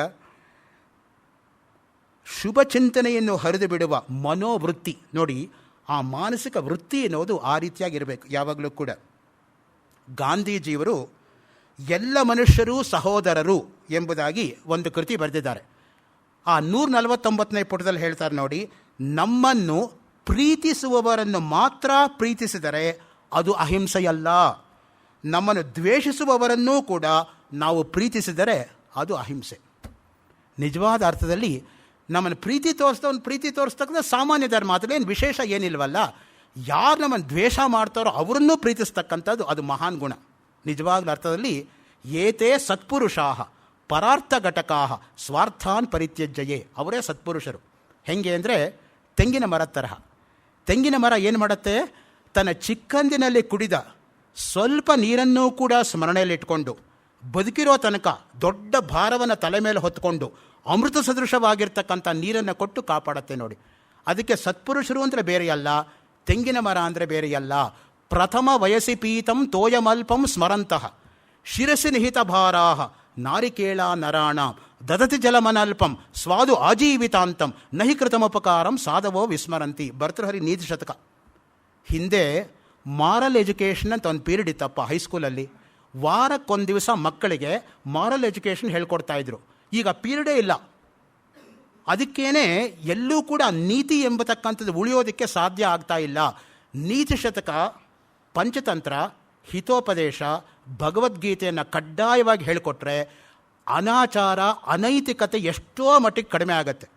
ಆದರೆ ಆ ಕಡೆ ನಮಗೆ ಪ್ರವೃತ್ತಿ ಇಲ್ವಲ್ಲ, ಅದು ಬಂದಿರತಕ್ಕಂಥದ್ದು ಒಂದು ದೊಡ್ಡ ಕೊರಗು. ಅಂದರೆ ಯಾರಿಗೆ ಅಮರಕೋಶ ಬಾಯಲ್ಲಿರುತ್ತೋ ಅವರು ಶಬ್ದಗಳಿಗೆ ಪರದಾಡಲೇಬೇಕಾಗಿಲ್ಲ. ಏಕೆಂದರೆ ಒಂದೊಂದು ಶಬ್ದಕ್ಕೆ 24 ಪರ್ಯಾಯ ಪದಗಳು ಹೇಳ್ತಾ ಹೋಗ್ತಾರೆ. ನನಗೊಬ್ಬಳು ವಿದ್ಯಾರ್ಥಿನಿ ಇದ್ಲು 84ನೇ ಇಸ್ವಿನಲ್ಲಿ, ರೂಪಲಕ್ಷ್ಮಿ ಅಂತ. ಪರ್ಯಾಯ ಪದ ಬರೀರಿ ಅಂತ ಒಂದು ಪದ ಕೇಳಿದ್ರೆ 24 ಪರ್ಯಾಯ ಪದ ಬರೆದಿಟ್ಬಿಟ್ಟು ನಿಮಗೆ ಇಷ್ಟವಾದ ಒಂದು ಪರ್ಯಾಯ ಪದವನ್ನು ಸ್ವೀಕರಿಸಿ 23 ಬಿಡತಕ್ಕದ್ದು ನನಗೆ ಚಾಯ್ಸ್ ಕೊಡೋವಳು. ಆ ರೀತಿ ಬರಿತಾ ಇದ್ಲು. ಯಾಕೆ ಹೇಳಕ್ಕೆ ಬಂದೆ ಅಂತ ಹೇಳಿದ್ರೆ, ಜ್ಞಾನ ಎಂಬತಕ್ಕಂಥದ್ದು ಯಾರ ಸ್ವತ್ತು ಅಲ್ಲ. ಅಂಥ ಮಕ್ಕಳಿಗೆ ಎನ್ಕರೇಜ್ ಮಾಡಬೇಕೇ ಹೊರತು ಡಿಸ್ಕರೇಜ್ ಮಾಡಬಾರ್ದು. ನಾವು ಯಾವಾಗಲೂ ಕೂಡ PUC ನಲ್ಲಿ ರ್ಯಾಂಕ್ ಬಂತು ಹುಡುಗಿಗೆ, BA ನಲ್ಲಿ ರ್ಯಾಂಕ್ ಬಂತು, MA ನಲ್ಲಿ 3rd ಕ್ಲಾಸು. ಯಾಕೆಂದರೆ ವ್ಯಾಲ್ಯೂ ಮಾಡಿದವ್ರು MAಗಳು. ಏನು ಮಾಡೋದು? ಅವ್ರಿಗೆ ಅರ್ಥವೇ ಆಗಲಿಲ್ಲ ಅವಳು ಬರೆದಿದ್ದ ಲೆವೆಲ್ಲು. ಸ್ಟೂಡೆಂಟೇ ಅಷ್ಟು ಚೆನ್ನಾಗಿ ಬರೆದಿದ್ಲು. ನಿಮ್ಗೆ ಇನ್ನೊಂದು ನಡೆದಿರೋ ಉದಾಹರಣೆ ಹೇಳ್ತೀನಿ. ಹಳಬರಿಗೆ ಗೊತ್ತಿರತ್ತೆ, ಗೊತ್ತಿರಲೂಬಹುದು. ಕೆ ನರಸಿಂಹಮೂರ್ತಿ ಅಂತ ಇಂಗ್ಲೀಷ್ ಪ್ರೊಫೆಸರ್ ಇದೆ, KN ಅಂತಲೇ ಅವನು ಕರೀತಾ ಇದ್ದಿದ್ದು ಸೆಂಟ್ರಲ್ ಕಾಲೇಜಲ್ಲಿ. ಆಮೇಲೆ ಅವರು IAS ಪಾಸ್ ಮಾಡಿದರು. ಅವರು MA ಇಂಗ್ಲೀಷಲ್ಲಿ 70 ವರ್ಷಗಳ ಕೆಳಗೆ ಬರೆದಿರೋ ಆನ್ಸರ್ ಬುಕ್ಲೆಟ್ ಮೇಲೆ 84 ಮಾರ್ಕ್ಸ್ ಹಾಕಿಬಿಟ್ಟು valuer examinee knows more than the examiner, I cannot value this ಅಂತ ಬರೆದಿದ್ರಂತೆ. ಎಂಥ ಪ್ರಾಮಾಣಿಕತೆ ನೋಡಿ. ವ್ಯಾಲ್ಯೂ ಮಾಡ್ತಕ್ಕಂಥ ಮೇಷ್ಟ್ರು ನನಗೆ ಇಷ್ಟು ವಿಷಯ ಗೊತ್ತಿಲ್ಲ, ಈ ವಿದ್ಯಾರ್ಥಿ ಆನ್ಸರ್ ಬುಕ್ ವ್ಯಾಲ್ಯೂ ಮಾಡೋಕ್ಕೆ ನನಗೆ ಯೋಗ್ಯತೆ ಇಲ್ಲ ಅಂತ ಹೇಳಿಬಿಟ್ಟು 70 ವರ್ಷದ ಕೆಳಗೆ 84 ಮಾರ್ಕ್ಸ್ MA ಇಂಗ್ಲೀಷಲ್ಲಿ ಕೊಟ್ಟಿರೋದು ಸಾಮಾನ್ಯವಾಗಿರೋ ಮಾತಲ್ಲ. ಅದು ನಿಜವಾಗಿರ್ತಕ್ಕಂಥ ಜನಗಳಲ್ಲಿ ಇರ್ತಕ್ಕಂಥ ಆಂತರಿಕವಾಗಿ ಹುಗ್ದಿರ್ತಕ್ಕಂಥದ್ದನ್ನು ಅಪ್ರಿಸಿಯೇಟ್ ಮಾಡ್ತಕ್ಕಂಥದ್ದು. ಅದನ್ನು 50 ವರ್ಷಗಳ ಕಾಲ ಸೆಂಟ್ರಲ್ ಕಾಲೇಜಲ್ಲಿ ಮಾಡೆಲ್ ಆನ್ಸರ್ ಅಂತ ಪ್ರಿಸರ್ವ್ ಮಾಡಿದರು. ಆಮೇಲೆ ಒಂದು ಸಲ ಸ್ಟೂಡೆಂಟ್ ಸ್ಟ್ರೈಕ್ ಆದಾಗ ಸೆಂಟ್ರಲ್ ಕಾಲೇಜ್ ತೊಗೊಂಡೋಗಿ ಸುಟ್ಟಾಕ್ಬಿಟ್ರು ಆನ್ಸರ್ ಬುಕ್ನ. ಯಾತಕ್ಕೆ ಮಾತನ್ನು ಹೇಳ್ತೀನಿ ಅಂತ ಹೇಳಿದ್ರೆ, ಇದೆಲ್ಲ ನಡೆದಿರ್ತಕ್ಕಂಥ ಘಟನೆಗಳು ನಮ್ಮ ತಂದೆ ನನಗೆ ಹೇಳಿದ್ದೆ ನಿಮಗೆ ಹೇಳ್ತಾ ಇದ್ದೀನಿ. ಆ ದೃಷ್ಟಿಯಿಂದ ಮುಖ್ಯವಾಗಿ ಇದೆಲ್ಲಕ್ಕೂ ಕೂಡ ಪುರಾವೆಗಳಿದೆ ನಮ್ಮಲ್ಲಿ. ನಮ್ಮನ್ನು ಪ್ರೀತಿಸ್ತಕ್ಕಂಥವ್ರನ್ನ ಮಾತ್ರ ಪ್ರೀತಿಸಿದರೆ ಅದು ಅಹಿಂಸೆಯಲ್ಲ, ನಮ್ಮನ್ನು ದ್ವೇಷಿಸ್ತಕ್ಕಂಥವ್ರನ್ನೂ ಕೂಡ ನಾವು ಪ್ರೀತಿಸ್ತಕ್ಕಂಥದ್ದು ಅಹಿಂಸೆ. ಮತ್ತೆ ನೋಡಿ, ಅಹಿಂಸೆ ತಾಯಿಯಂತೆ ರಕ್ಷಿಸುತ್ತದೆ, ತಂದೆಯಂತೆ ಹಿತವನ್ನು ಉಂಟು ಮಾಡುತ್ತದೆ, ಚಂದ್ರ ಮುಖವುಳ್ಳ ಪ್ರಿಯತಮೆಯಂತೆ ಮನಸ್ಸಿಗೆ ಸಂತೋಷವನ್ನು ಕೊಡುತ್ತದೆ, ನಿಸ್ಸಂದೇಹವಾಗಿ ಒಳ್ಳೆಯ ಸ್ನೇಹಿತನಂತೆ ಅಹಿಂಸೆ ಎಲ್ಲರಿಂದಲೂ ಸ್ವೀಕರಿಸಲ್ಪಡತಕ್ಕದ್ದು. ಅದಕ್ಕೆ ಒಳ್ಳೆಯ ಸ್ನೇಹಿತರಿರಬೇಕು ಅಂತ ನಮ್ಮಲ್ಲಿರೋದು. ಸ್ನೇಹ ಅಂದರೆ ಏನು ಗೊತ್ತಾ ನಿಮಗೆ? ಸಂಸ್ಕೃತದಲ್ಲಿ ಪ್ರೀತಿ ಅಂತ ಸಾಮಾನ್ಯವಾಗಿ ಅನಿಸಿದ್ರು ಕೂಡ ಸ್ನೇಹ ಅಂದರೆ ಜಿಡ್ಡು ಅಂತ. ಜಿಡ್ಡು, ಈಗ ಉದಾಹರಣೆಗೆ ಅನ್ನದ ಮೇಲೆ ನೀವು ತುಪ್ಪ ಹಾಕಿದ ಕೂಡಲೇ ತುಪ್ಪ ಅನ್ನಕ್ಕೆ ಅಂಟ್ಕೊಂಡ್ಬಿಡತ್ತೆ ನೋಡಿ, ಅದು ಸ್ನೇಹ ಅಂದರೆ. ಸ್ನಿಹ್ಯತೀತಿ ಸ್ನೇಹ, ಒಟ್ಟಿಗೆ ಇರ್ತಕ್ಕಂಥ ಸ್ನೇಹಿತರು ಅಂದರೆ ಏನು? ಒಟ್ಟಿಗೆ ಕೂತ್ಕೊಳ್ಳೋರು, ಒಮ್ಮನಸ್ಸಿನಿಂದ ಇರತಕ್ಕಂಥವರು. ಕೆಲವು ಸ್ನೇಹ ಅಂತ ಹೆಸರಿಟ್ಕೊಂಡಿರ್ತಾರೆ, ಯಾರ ಜೊತೆನೂ ಸ್ನೇಹನೇ ಮಾಡಲ್ಲ, ಹೆಸರು ಮಾತ್ರ ಸ್ನೇಹ ಅಂತ. ಶ್ವೇತಾ ಅಂತ ಹೆಸರಿಟ್ಕೊಂಡಿರ್ತಾರೆ, ಕಪ್ಪಾಗಿರ್ತಾರೆ. ಸೊ ಹಾಗೆ ಹೆಸರೇ ಬೇರೆ, ಅದಿರ್ತಕ್ಕಂಥದ್ದೇ ಬೇರೆ. ಈ ರೀತಿಯಾಗಿಯೂ ಕೂಡ ಕೆಲವು ಉಂಟು. 4 ಬೆಂಚ್ ಖಾಲಿ ಇದ್ದರೂ ಕೂಡ 5ನೇ ಬೆಂಚಲ್ಲಿ 4 ಜನ ಕೂತಿದ್ರು ಕೂಡ 5ನೇ ಅವಳು ಅಲ್ಲೇ ಬಂದು ಕೂತ್ಕೋತಾಳೆ ಅವ್ರ ಪಕ್ಕದಲ್ಲೇ. ಯಾಕೆಂದರೆ ಸ್ನೇಹ ಆ ರೀತಿಯಾಗಿ ಮಾಡುತ್ತೆ. ಜಾನ್ ಡನ್ ಒಂದು ಸಾನೆಟಲ್ಲಿ ಹೇಳ್ತಾನೆ, thank God has given me good friends though not good relatives. Relatives can never be good. ನಿಮ್ಮ ಸಂಬಂಧಿಕರು ಯಾವತ್ತೂ ಕೂಡ ಒಳ್ಳೆಯದಾಗಿರೋಕ್ಕೆ ಸಾಧ್ಯವೇ ಇಲ್ಲ. ನೀವು ತುಂಬ ಚೆನ್ನಾಗಿದ್ದರೆ ಅಸೂಯೆ ಪಡ್ತಾರೆ, ಏನೂ ಚೆನ್ನಾಗಿಲ್ಲದೆ ಹೋದರೆ ಹಿಂದೆ ನೋಡಿ ನಗ್ತಾರೆ. ಯಾವಾಗಲೂ ಕೂಡ ಸ್ನೇಹಿತರು ನಿಮ್ಮ ಆಪತ್ಕಾಲಕ್ಕೆ ಹತ್ತಿರ ಬರ್ತಾರೆ ಹೊರತು ನೆಂಟರಿಷ್ಟರಲ್ಲ. ಆ ದೃಷ್ಟಿಯಿಂದಲೇ ಒಳ್ಳೆಯ ಸ್ನೇಹಿತರನ್ನು ಸಂಪಾದನೆ ಮಾಡಬೇಕು. ಆದರ್ಶವಾಗಿರ್ತಕ್ಕಂಥ ಸ್ನೇಹ ಯಾವುದು ಅಂದರೆ ಪ್ರಾಣಕ್ಕೆ ಪ್ರಾಣ ಕೊಡ್ತಕ್ಕಂಥ ಸ್ನೇಹ. ಅದು ನಿಜವಾದ ಅರ್ಥದಲ್ಲಿ ಸ್ನೇಹ ಎಂಬತಕ್ಕಂಥದಕ್ಕೆ ಒಂದು ಅರ್ಥ ನೋಡಿ. ಜೀಮೂತ ವಾಹನ ಕಥೆ ನೀವು ನೆನಪಿಸ್ಕೊಂಡ್ರೆ ಎಷ್ಟು ಮನಸ್ಸಿಗೆ ಒಂದು ಕಡೆ ದುಃಖ ಆಗತ್ತೆ, ಒಂದು ಕಡೆ ಸಂತೋಷ ಆಗತ್ತೆ, ಎರಡೂ ಕೂಡ. ಶಂಖಚೂಡನನ್ನು ಅವನು ಸೇವ್ ಮಾಡೋದಕ್ಕೆ ತಾನು ಆ ಕೆಂಪು ಬಟ್ಟೆಯನ್ನು ಹೊದ್ಕೊಂಡು ಮಲ್ಕೊಂಡಿರ್ತಾನೆ. ಮೇಲ್ಗಡೆಯಿಂದ ಹದ್ದು ಬಂದು ಅವನ್ನ ಆರಿಸ್ಕೊಂಡು ಹೋಗಿ ರಕ್ತ ಮಾಂಸಗಳನ್ನ ಕಿತ್ತು ತಿಂತಾ ಇರುವಾಗ ಏನು ಮಾತು ಹೇಳ್ತಾನೆ ಗೊತ್ತಾ? ಇನ್ನೂ ನನ್ನ ದೇಹದಲ್ಲಿ ಅರ್ಧ ರಕ್ತ ಅರ್ಧ ಮಾಂಸ ಇದೆ, ಅರ್ಧ ಊಟ ಮಾಡಬೇಡ, ಪೂರ್ತಿ ನನ್ನ ತಿಂದು ಸುಖ ಪಡು ಅಂತ ಹೇಳ್ತಾನೆ. ಅದು ಒಬ್ಬ ಸ್ನೇಹಿತನಿಗೋಸ್ಕರ ಒಬ್ಬ ರಾಜಕುಮಾರ ತನ್ನ ಪ್ರಾಣವನ್ನೇ ಧಾರೆ ಎಳೆದಿರ್ತಕ್ಕಂಥ ಶಾಶ್ವತವಾಗಿರ್ತಕ್ಕಂಥ ಕಥೆ ನಮ್ಮಲ್ಲಿರ್ತಕ್ಕಂಥದ್ದು. ಇಂಥ ಕಥೆಗಳನ್ನು ಮಕ್ಕಳಿಗೆ ಹೇಳಬೇಕು. ಆವಾಗಲೇ ಅವರಿಗೆ ದೇಶ ಪ್ರೇಮ, ನಮ್ಮ ದೇಶದ ಬಗ್ಗೆ ಗೌರವ ಅನ್ನೋದು ನಿಲ್ಲೋದು ಶಾಶ್ವತವಾಗಿ. ಧ್ರುವನ ಕತೆ ಹೇಳಿ, ಪ್ರಹ್ಲಾದನ ಕತೆ ಹೇಳಿ, ನಚಿಕೇತನ ಕತೆ ಹೇಳಿ, ಸಾವಿತ್ರಿ ಕತೆ ಹೇಳಿ, ಯಾಕೆ ಹೇಳಬಾರ್ದು? ಎಲ್ಲ ಅವ್ರ ವಯಸ್ಸಿನ ಮಕ್ಕಳೇ, ಧ್ರುವ, ಪ್ರಹ್ಲಾದ, ನಚಿಕೇತ ಎಲ್ಲರೂ ಕೂಡ. ಆ ರೀತಿ ಉದಾಹರಣೆ ಕೊಟ್ಟು ನೀವು ಹೇಳಿದರೆ ಮನಸ್ಸಲ್ಲಿ ನನಗೂ ಹಾಗಾಗಬೇಕು ಅನ್ನೋ ಭಾವನೆ ಅವ್ರಿಗೆ ಕ್ರಿಯೇಟ್ ಆದರೆ ಎಷ್ಟೋ ಅದರಿಂದ ದೇಶಕ್ಕೆ ಆಗೋ ಅನಾಹುತ ತಪ್ಪತ್ತೆ. ಆ ರೀತಿಯಾಗಿ ವೀರೋಚಿತವಾಗಿ ಪ್ರರೋಚನೆ ಮಾಡ್ತಕ್ಕಂಥ ಕಥೆಗಳನ್ನು ಹೇಳಬೇಕು. ಅದಕ್ಕೆ ನಮ್ಮ ಹಿಂದಿನ ಕಾಲದಲ್ಲಿ ಕತೆ ಹೇಳಿ ಹೇಳಿ ಹೇಳಿ ಮಕ್ಕಳನ್ನು ಮಲಗಿಸ್ತಾ ಇದ್ದಿದ್ದು. ಆ ಮಕ್ಕಳು ಆಮೇಲೇನಾಯಿತು ಅಂತ ಕೇಳ್ತಾಯಿದ್ರು. ಈಗ ಇಮೇಲೇನಾಯಿತು ಅಂತ ಕೇಳ್ತಾರೆ. ಮೇಲೆ ಹೊಟ್ಟೋಯ್ತು. ಈಗ ಇಮೇಲ್ ಯುಗ. ಮೇಲೆ ಅಂದರೆ ಇಮೇಲೆ. ಈಗ ಯಾರು ಆಮೇಲೆ ನೋಡ್ತಕ್ಕಂಥವ್ರು? ಹಿಂಸಸ್ತ್ಯ ಘೋರಂ ದುರಿತಂ ಧರಾಯಾಂ ಕಿಂತು ಅಹಿಂಸಾ ಸರಸಂಹಿತತ್. ಹಿಂಸೆಯೇ ಘೋರವಾದ ಪಾಪ, ಅಹಿಂಸೆಯೇ ಸರಸವಾಗಿರ್ತಕ್ಕಂತಹ ಪುಣ್ಯ. ನೀವು ಭಗವದ್ಗೀತೆ ನೋಡಿ, 16ನೇ ಅಧ್ಯಾಯ ಮೊದಲ 3 ಶ್ಲೋಕ ನೋಡಿ, ಎಂಥ ಮಹತ್ವ ಕೊಟ್ಟಿದ್ದಾರಪ್ಪ ಅಹಿಂಸೆಗೆ. ಅಹಿಂಸಾ ಸತ್ಯಮಕ್ರೋಧ ತ್ಯಾಗ ಶಾಂತಿರಪೈಶುನಂ ದಯಾಭೂತೇಶ್ವಲೋಲುಪ್ತಂ ಮಾರ್ದವಂ ಹ್ರೀಹಿ ಅಚಾಪಲಂ. ದೈವಿ ಸಂಪತ್ತು ಹೇಗಿರಬೇಕು ಅಂತ ಕೃಷ್ಣ ಪರಮಾತ್ಮ ವರ್ಣನೆ ಮಾಡ್ತಾ ಇದ್ದಾನೆ ನೋಡಿ. ಮನಸ್ಸು, ಮಾತು, ಶರೀರದಿಂದ ಯಾರಿಗೂ ಯಾವ ಪ್ರಕಾರವಾಗಿಯೂ ಕಷ್ಟ ಕೊಡದೆ ಪ್ರಿಯವಾಗಿ ಮಾತನಾಡುತ್ತಾ, ತನಗೆ ಅಪಕಾರ ಮಾಡಿದವರ ಮೇಲೂ ಕೋಪ ಮಾಡಿಕೊಳ್ಳದೆ, ಯಾರನ್ನೂ ಬಯ್ಯದೆ, ಮೃದುತ್ವವಾಗಿ ನಾಚಿಕೆಯಿಂದ ಚಂಚಲತೆ ಇಲ್ಲದವರು ದೈವಿ ಸಂಪತ್ತುಳ್ಳವರು. ನಮಗೆ ನಾವೇ ಅಪ್ಲೈ ಮಾಡ್ಕೊಳ್ಳೋಣ. ಇದರಲ್ಲಿ ಎಷ್ಟು ಗುಣ ನನ್ನಲ್ಲಿದೆ? ನಾವು ಬೇರೆಯವ್ರನ್ನ ಕಂಪೇರ್ ಮಾಡೋದು ಬೇಡ. ಜಡ್ಜ್ ನಾಟ್ ಅದರ್ಸ್ ಲೆಸ್ಟ್ ಈ ಬಿ ಜಡ್ಜ್ಡ್. ಅದಕ್ಕೆ ಬೈಬಲಲ್ಲಿ ಒಂದು ಮಾತು ಬರುತ್ತೆ, ನೀನು ಬೇರೆಯವರ ಬಗ್ಗೆ 1 ಬೆರಳು ತೋರಿಸಿದಾಗ 3 ಬೆರಳು ನಿನ್ನ ಕಡೆನೇ ನೋಡ್ತಾ ಇದೆ ಅನ್ನೋದನ್ನು ಮರಿಬೇಡ. ಯಾವಾಗಲೂ ಕೂಡ ಆತ್ಮಾವಲೋಕನ ಮಾಡ್ಕೋಬೇಕು ನಾವು ಯಾವಾಗಲೂ ಕೂಡ. Nobody is perfect, god Elon is perfect. ಆ ದೃಷ್ಟಿಯಿಂದ ಇಲ್ಲಿ ನೋಡಿ, ತನಗೆ ಅಪಕಾರ ಮಾಡಿದವರ ಮೇಲೂ ಕೋಪ ಮಾಡಿಕೊಳ್ಳದಿರುವಿಕೆ. ಯಾವಾಗಲೂ ಕೂಡ ಸಂಗಾತ್ ಸಂಜಾಯತೆ ಕಾಮಃ, ಕಾಮಾತ್ ಕ್ರೋಧೋಭಿಜಾಯತೆ, ಕ್ರೋಧಾದ್ಭವತಿ ಸಮೋಹ, ಸಮೋಹ ಸ್ಮೃತಿವಿಭ್ರಮಃ, ಸ್ಮೃತಿಭ್ರಂಶಾತ್ ಬುದ್ಧಿನಾಶಃ, ಬುದ್ಧಿನಾಶಾತ್ ಪ್ರಣಶ್ಯತಿ. ಪೂರ್ತಿ ಡೌನ್ಫಾಲೇ ಅದು. ನಾನು ಅರ್ಧ ಹೋಗಿ ಹಿಂದಕ್ಕೆ ಬರ್ತೀನಿ ಅನ್ನೋಕ್ಕಾಗಲ್ಲ. ಒಂದರಿಂದ ಒಂದು ಲೀಡ್ ಆಗ್ತಾ ಹೋಗುತ್ತೆ. Just as Macbeth killing Duncan and saying that I can be happy. Once he kills Duncan, he can't stop at that. He has to kill the grooms. Once he kills the grooms, he can't stop at that. He has to kill Banquo. Then he can't stop the ghost of Banquo haunting Macbeth. Approach me like a rugged Russian bear, armed rhinoceros or hircan tiger, but never show thy gory locks at me. Macbeth's address to ghost of Banquo. ಒಂದು ತಪ್ಪೆಜ್ಜೆ ಇಡೋ ತನಕನೇ ಇಟ್ಮೇಲೆ ನೀನು ವಾಪಸ್ ತೊಗೊಳಕ್ಕಾಗಲ್ಲ, ಮುಂದುವರಿಬೇಕು. Going back would be as tedious as going forward. Macbeth ಹೇಳ್ತಾನೆ, ನಾನು ಈಗ ಅರ್ಧ ದಾರಿ ಬಂದುಬಿಟ್ಟಿದ್ದೀನಿ, ಇನ್ನು ಹಿಂದಕ್ಕೆ ಹೋಗೋಕ್ಕಾಗಲ್ಲ, ಇನ್ನೇನಿದ್ರು ಮುಂದಕ್ಕೆ ಹೋಗೋದೇನೆ ಅಂತ. Bellona's bridegroom turned himself into a fiendish butcher. That is A.C. Bradley's commentary on Macbeth. F.H. Bradley was a philosopher. A.C. Bradley was a critic. Both of them were brothers.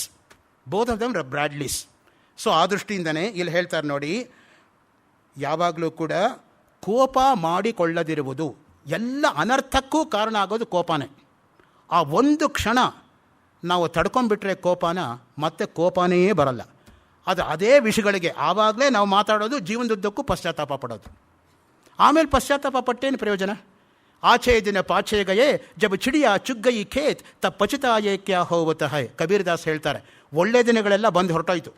ಯಾವಾಗ ಕಾಳುಗಳನ್ನು ಆಯ್ದುಕೊಂಡು ಪಕ್ಷಿಗಳು ಹೊಲದಿಂದ ಹೊರಟೋಯ್ತೋ ಆಗ ಯಾವನೋ ಒಬ್ಬ ಯೋಚನೆ ಮಾಡಿದಂತೆ, ನಾನು ಬೇಲಿ ಹಾಕಬೇಕಾಗಿತ್ತು, ನಾನು ವಾಚ್ಮನ್ ನೇಮಕ ಮಾಡಬೇಕಾಗಿತ್ತು, ನಾನೇ ದೊಣ್ಣೆ ಹಿಡ್ಕೊಂಡು ನಿಂತ್ಕೋಬೇಕಾಗಿತ್ತು.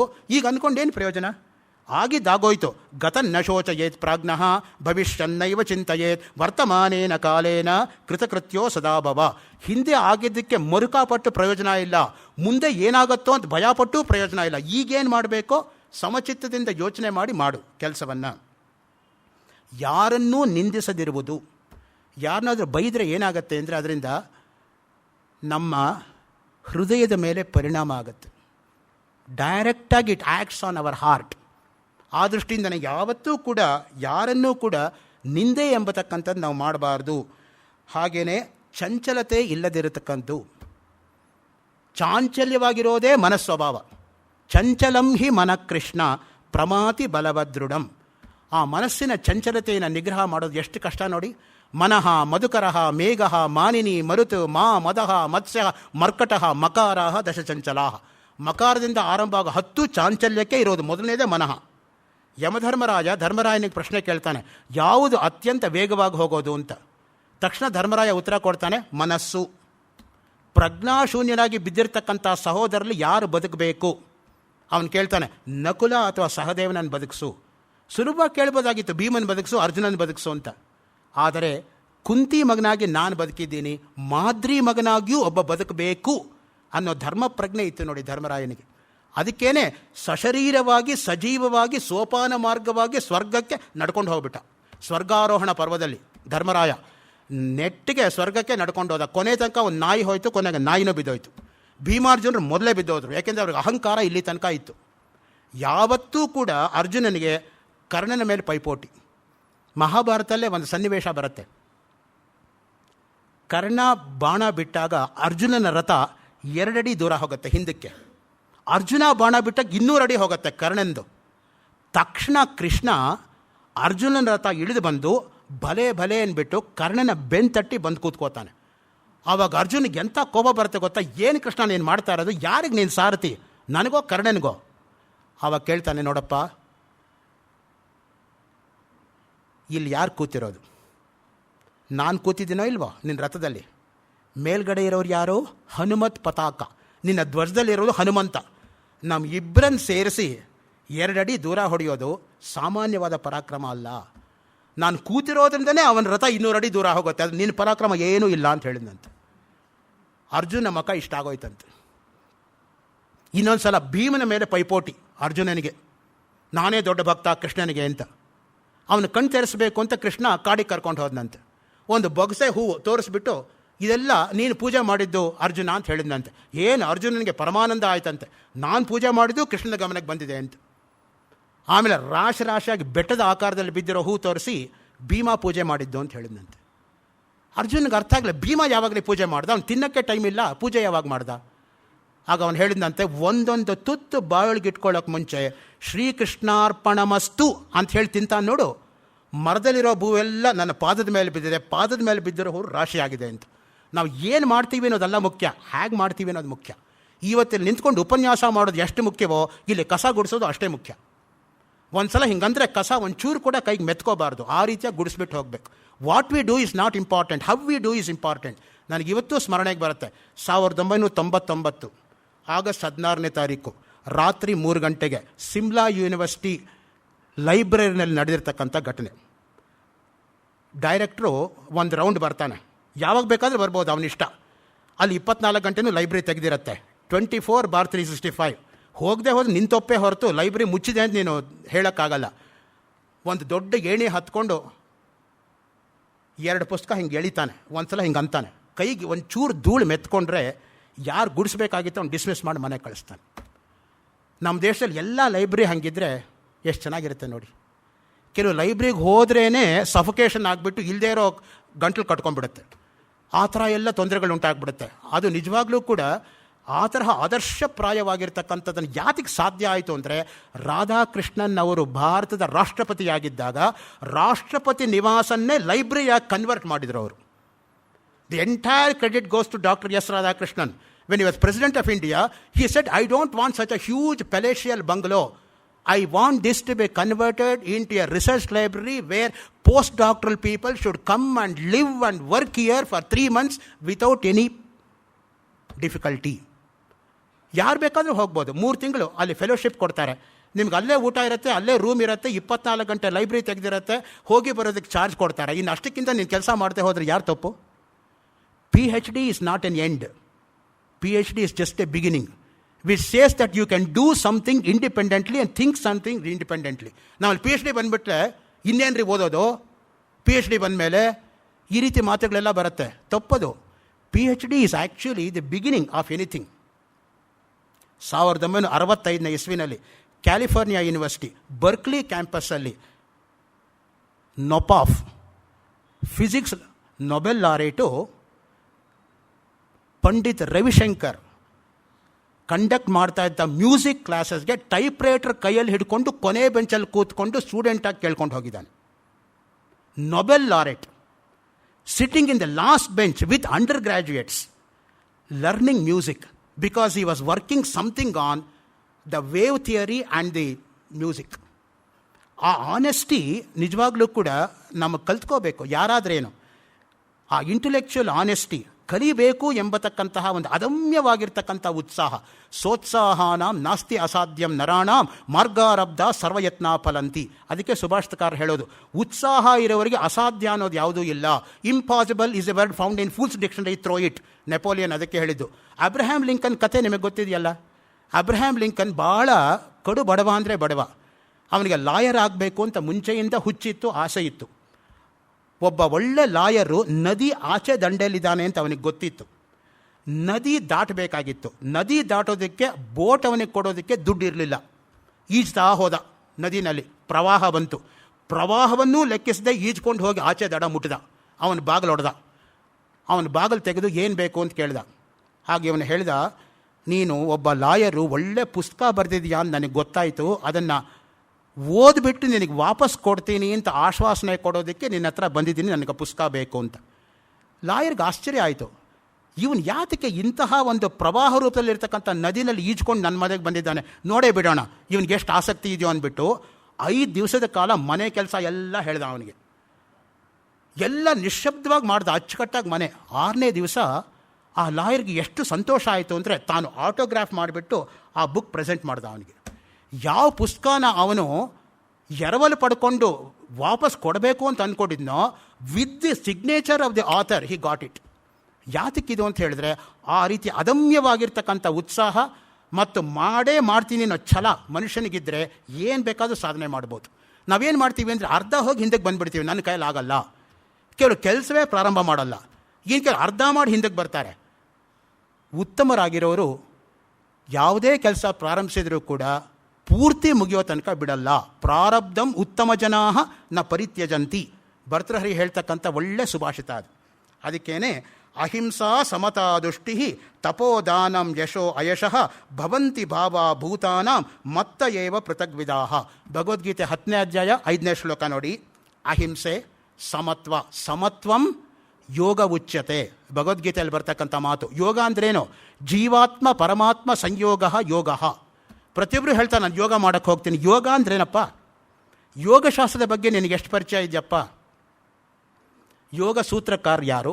ಯೋಗಕ್ಕೆ ಭಾಷ್ಯ ಬರೆದಿರೋರು ಯಾರು? ಯೋಗಕ್ಕೆ ವಾರ್ತಿಕ ಬರೆದಿರೋರು ಯಾರು? ವಾಚಸ್ಪತಿ ಮಿಶ್ರರ ಗ್ರಂಥ ಯಾವುದು? ಎಷ್ಟಿದೆ ಗೊತ್ತಾ ಒಂದು ಯೋಗಶಾಸ್ತ್ರದ ಮೇಲೆ ನಾವು ತಿಳ್ಕೊಬೇಕಾರೋದು? ಯೋಗೇನ ಚಿತ್ತಸ್ಯ ಮಲೇನ ವಾಚ ಮಾತ್ರ ಹೇಳ್ಕೊಂಡ್ಬಿಡ್ತೀವಿ ಶ್ಲೋಕ, ಅರ್ಥವೂ ಗೊತ್ತಿರಲ್ಲ. ಏನು ಆ ಶ್ಲೋಕಕ್ಕೆ ಅರ್ಥ ಕೇಳಿ. ಇಷ್ಟು ಜನ ಯೋಗಕ್ಕೆ ಹೋಗ್ತಾರಲ್ಲ, ಎಷ್ಟು ಜನಕ್ಕೆ ಅದರ ಅರ್ಥ ಗೊತ್ತಿದೆ? ಸುಮ್ಮನೆ ಬ್ಲೈಂಡಾಗಿ ಮಾಡೋದ್ರಿಂದ ಪೂರ್ತಿ ಪುಣ್ಯ ಸಿಗಲ್ಲ ಅಂತ ನಾನು ಹೇಳ್ತಾ ಇರೋದು. ಪುಣ್ಯನೇ ಸಿಗಲ್ಲ ಅಂತಲ್ಲ, ಪೂರ್ತಿ ಪುಣ್ಯ ಸಿಗಲ್ಲ. ಯಾಕೆ ವಂಚಿತರಾಗ್ತೀರಪ್ಪ? ಅರ್ಥವನ್ನು ತಿಳ್ಕೊಂಡು ಮಾಡಿ. ಅಧಿಕಸ್ಯ ಅಧಿಕಂ ಫಲಂ ಅನ್ನೋ ದೃಷ್ಟಿಯಿಂದ ಹೊರತು ಯೋಗ ಮಾಡಬೇಡಿ ಅಂತಲ್ಲ ನಾನು ಹೇಳ್ತಾ ಇರೋದು. ಬಾಹ್ಯ ಯೋಗಕ್ಕೆ ನಾವು ಎಷ್ಟು ಗಮನ ಕೊಡ್ತಾ ಇದ್ದೀವೋ ಅಂತರ್ಯೋಗಕ್ಕೆ ಕೊಡ್ತಾ ಇಲ್ಲ. ಅದು ಇನ್ನೊಂದು ಕೊರಗು ಬಂದಿರೋದು. ಯಮನಿಯಮ, ಆಸನ, ಪ್ರಾಣಾಯಾಮ, ಪ್ರತ್ಯಾಹಾರ ಪ್ರತಿಯೊಬ್ಬರು ಹೇಳ್ತಾರೆ ಹೊರತು ಧಾರಣಾ, ಧ್ಯಾನ, ಸಮಾಧಿ ಅದ್ರ ಬಗ್ಗೆ ಯಾರು ಹೇಳಿಕೊಡೋರು? ಯಾರು ತಿಳಿಸ್ಕೊಡ್ತಾರೋ? ಮೊದಲ 5 ಬಾಹ್ಯ ಯೋಗ, ಕೊನೆ 3 ಅಂತರ್ಯೋಗ. ಅಂತರ್ಯೋಗ ಬಾಹ್ಯಯೋಗಕ್ಕಿಂತ ಬಹಳ ಕಷ್ಟ. ಏಕೆಂದರೆ ಅದಕ್ಕೆ ಮನಸ್ಸಿನ ಸ್ಥಿಮಿತ ಬೇಕು, ಮನಸ್ಸಿನ ಹಿಡಿತ ಬೇಕು. ಅದಿಲ್ಲದೆ ಹೋದರೆ ನೀವು ಅದನ್ನು ಮಾಡೋಕ್ಕಾಗಲ್ಲ. ಪಾತಂಜಲ ಯೋಗಸೂತ್ರದ ಮೇಲೆ ವ್ಯಾಸಭಾಷ್ಯ, ವ್ಯಾಸಭಾಷ್ಯದ ಮೇಲೆ ವಾಚಸ್ಪತಿ ಮಿಶ್ರ ಬರೆದಿರ್ತಕ್ಕಂಥ ತತ್ವವೈಶಾರದಿ ಟೀಕಾ, ಅದರ ಮೇಲೆ ಭೋಜ ಮಹಾರಾಜನ ರಾಜಮಾರ್ತಾಂಡ ಟೀಕಾ, ಅದರ ಮೇಲೆ ಸದಾಶಿವ ಬ್ರಹ್ಮೇಂದ್ರ ಯೋಗ ಸುಧಾಕರ. ಇಷ್ಟು ಓದಿಕೊಂಡ್ರೆ ಒಂದು ಯೋಗಸೂತ್ರದ ಮೇಲೆ ಪ್ರಾಮಾಣಿಕವಾಗಿ ಮಾತಾಡೋದಕ್ಕೆ ಸಾಧ್ಯ ಆಗುತ್ತೆ. ಅದಿಲ್ಲದೆ ಹೋದರೆ ಸಾಧ್ಯ ಇಲ್ಲ. ನಮಗೆ ವಾಲ್ಯೂಮೇ ಗೊತ್ತಿಲ್ವಲ್ಲ, ಎಷ್ಟಿದೆ ಅಂತಲೇ ಗೊತ್ತಿಲ್ಲ. Ignorance is bliss, it's only folly to be wise ಅಷ್ಟೇ. ಸೊ ಆ ದೃಷ್ಟಿಯಿಂದ ಅಹಿಂಸಾ ಹಿಂಸಾ ಹಿಂಸ್ರಾಣಾಂ ವಿನಿಂದ್ಯತೆ. ಅಹಿಂಸೆಯಿಂದಲೇ ಹಿಂಸೆಯು ನಿಂದ್ಯವಾಗುತ್ತದೆ. ಲೋಹ ಪುರುಷಾವಧಾನಂ. ಲೋಹ ಪುರುಷ ಅಂತ ಯಾರಿಗೆ ಕರೀತಾ ಇದ್ರು? ವಲ್ಲಭಾಯ್ ಪಟೇಲ್ಗೆ. ವಲ್ಲಭಾಯ್ ಪಟೇಲ್ ಮೇಲೆ 1985ನೇ ಇಸ್ವಿನಲ್ಲಿ ಡೆಹ್ರಾಡೂನಲ್ಲಿ ಶಿವಪ್ರಸಾದ್ ಭಾರದ್ವಾಜ್ ಎಂಬತಕ್ಕಂಥವರು ಬರೆದಿರ್ತಕ್ಕಂತಹ ಮಹಾಕಾವ್ಯದ 17ನೇ ಸರ್ಗದ 27ನೇ ಶ್ಲೋಕ ಆಯಿತು. ಅಹಿಂಸಾ ಹಿಂಸಾ ಹಿಂಸ್ರಾಣಾಂ ವಿನಿಂದ್ಯತೆ. ಅಹಿಂಸೆಯಿಂದಲೇ ಹಿಂಸೆಯು ನಿಂದ್ಯವಾಗುತ್ತದೆ. Ahimsa is not for the cowards, it is for the victorious. Gandhiji ಹೇಳ್ತಾರೆ, ಅಹಿಂಸಾ ಎಂಬತಕ್ಕಂಥದ್ದು ಕೈಯಲ್ಲಿ ಆಗದೇ ಇರತಕ್ಕಂಥವ್ರದ್ದಲ್ಲ, ನಿಜವಾದ ಅರ್ಥದಲ್ಲಿ ಯಾರು ಅಹಿಂಸೆಯನ್ನು ಇಟ್ಕೊಂಡಿರ್ತಾರೋ ಅವರೇ ಗೆದ್ದ ಹಾಗೇನೆ ಅಂತ. Cowards die many times before their death, the valiant never taste the death but once.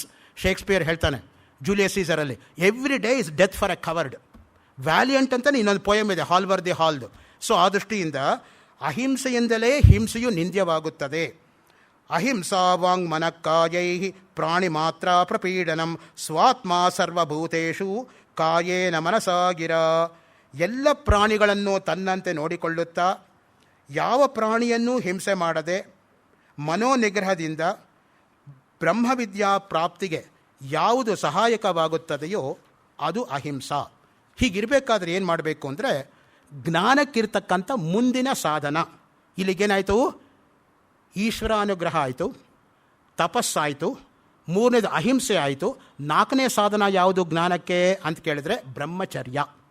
ಇದು ಮುಖ್ಯವಾಗಿ ಈ ಯೋಗ ವಾಸಿಷ್ಠದಲ್ಲಿ ಸುತೀಕ್ಷ್ಣರು ಅಗಸ್ತ್ಯರ ಸಂವಾದದಲ್ಲಿ ಬರ್ತಕ್ಕಂತಹ ಒಂದು ಮಾತು.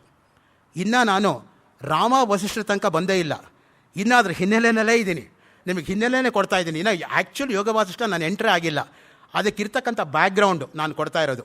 ಈಗ ಬ್ರಹ್ಮಚರ್ಯ ಅಂದ್ರೇನಪ್ಪ? ವೇದಾಧ್ಯಯನ ಕಾಲದಲ್ಲಿ ಕೈಗೊಳ್ಳುವ ವ್ರತ. ಬ್ರಹ್ಮಣೇ ವೇದಾಧ್ಯಯನಾರ್ಥಂ ಚರ್ಯಂ ಆಚರಣೀಯಂ. ಅವನು ಅಷ್ಟಾಂಗ ಮೈಥುನವನ್ನು ತ್ಯಜಿಸಬೇಕು. ಬ್ರಹ್ಮಚಾರಿಯಾಗಿರೋನು ಹೇಗೆ ನಡ್ಕೋಬೇಕು ಅಂದರೆ, ಮೊದಲನೇದು ಸ್ಮರಣಂ. ಪುರುಷರಿಗೆ ಸ್ತ್ರೀ ಸ್ಮರಣೆ, ಸ್ತ್ರೀಯರಿಗೆ ಪುರುಷ ಸ್ಮರಣೆ ಇರಬಾರದು, ಮೊದಲನೇದು. ಎರಡನೇದೇನು? ಕೀರ್ತನಂ. ಹೊಗಳುವಿಕೆಗೆ ಮಾರು ಹೋಗಬಾರದು. ತನ್ನನ್ನು ಯಾರೇ ಹೊಗಳಿದ್ರೂ ಕೂಡ ಅದಕ್ಕೆ ಬಲಿಯಾಗಬಾರ್ದು. ಇದು ಎಲ್ಲರ ಕೈಯಲ್ಲೂ ಮಾಡೋಕ್ಕಾಗಲ್ಲ. ಕೆಲವ್ರು ಬೇಕು ಅಂತಲೇ ಹೊಗಳಿಸ್ಕೋತಾರೆ. ಸೊ ನೋಡಿ, ಅದೂ ಕೂಡ ಒಂದು ವೀಕ್ನೆಸ್ಸೇ. ಯಾಕೆ ಅಂತ ಹೇಳಿದ್ರೆ, ಕೆಲವರಿಗೆ ಹಣದ ಆಸೆ ಇರೋದಿಲ್ಲ, ಅದು ಎಲ್ಲರೂ ನನ್ನ ಹೊಗಳಬೇಕು ಎಂಬತಕ್ಕಂಥ ಒಂದು ಆಸೆ ಇರುತ್ತೆ. ಯಾವುದೋ ಒಂದು ಆಸೆಗೆ ಮನುಷ್ಯ ಬಲಿಯಾಗ್ತಾನೆ. ಪುತ್ರೈಷಣ, ವಿತ್ತೈಷಣ, ಲೋಕೈಷಣ. ಅದಕ್ಕೆ ಏಷಣಾತ್ರಯಗಳನ್ನು ಗೆಲ್ಲಬೇಕು ಅಂತ ಬೃಹದಾರಣ್ಯಕೋಪನಿಷತ್ತಿನಲ್ಲಿ ಯಾಜ್ಞವಲ್ಕ್ಯರು ಗಾರ್ಗಿಗೆ ಹೇಳ್ತಕ್ಕಂಥ ಮಾತು. ಪುತ್ರೈಷಣಾಯಾಶ್ಚ ವಿತ್ತೈಷಣಾಯಾಶ್ಚ ಲೋಕೈಷಣಾಯಾಶ್ಚ ವ್ಯುತ್ಥಾಯ ಅತ ಭಿಕ್ಷಾಚರ್ಯಂ ಚರಂತಿ. ಮಗ ಬೇಕು ಅನ್ನೋ ಆಸೆಯಿಂದ ಹೆಂಡತಿ ಬೇಕು ಅನ್ನೋ ಆಸೆ, ಹಣ ಬೇಕು ಅನ್ನೋ ಆಸೆ, ಲೋಕದಲ್ಲಿ ಕೀರ್ತಿಶಾಲಿ ಆಗಬೇಕು ಎಂಬತಕ್ಕಂಥ ಆಸೆ. ಆಕ್ಟೋಪಸ್ಗಿರ್ತಕ್ಕಂಥ 8 ಟೆಂಟಿಕಲ್ಸ್ ತರಹ ಒಂದು ತಪ್ಪಿಸ್ಕೊಂಡ್ರೆ ಒಂದು ಹಿಡ್ಕೊಳ್ಳುತ್ತೆ, ಅದು ತಪ್ಪಿಸ್ಕೊಂಡ್ರೆ ಇನ್ನೊಂದು ಹಿಡ್ಕೊಳ್ಳುತ್ತೆ.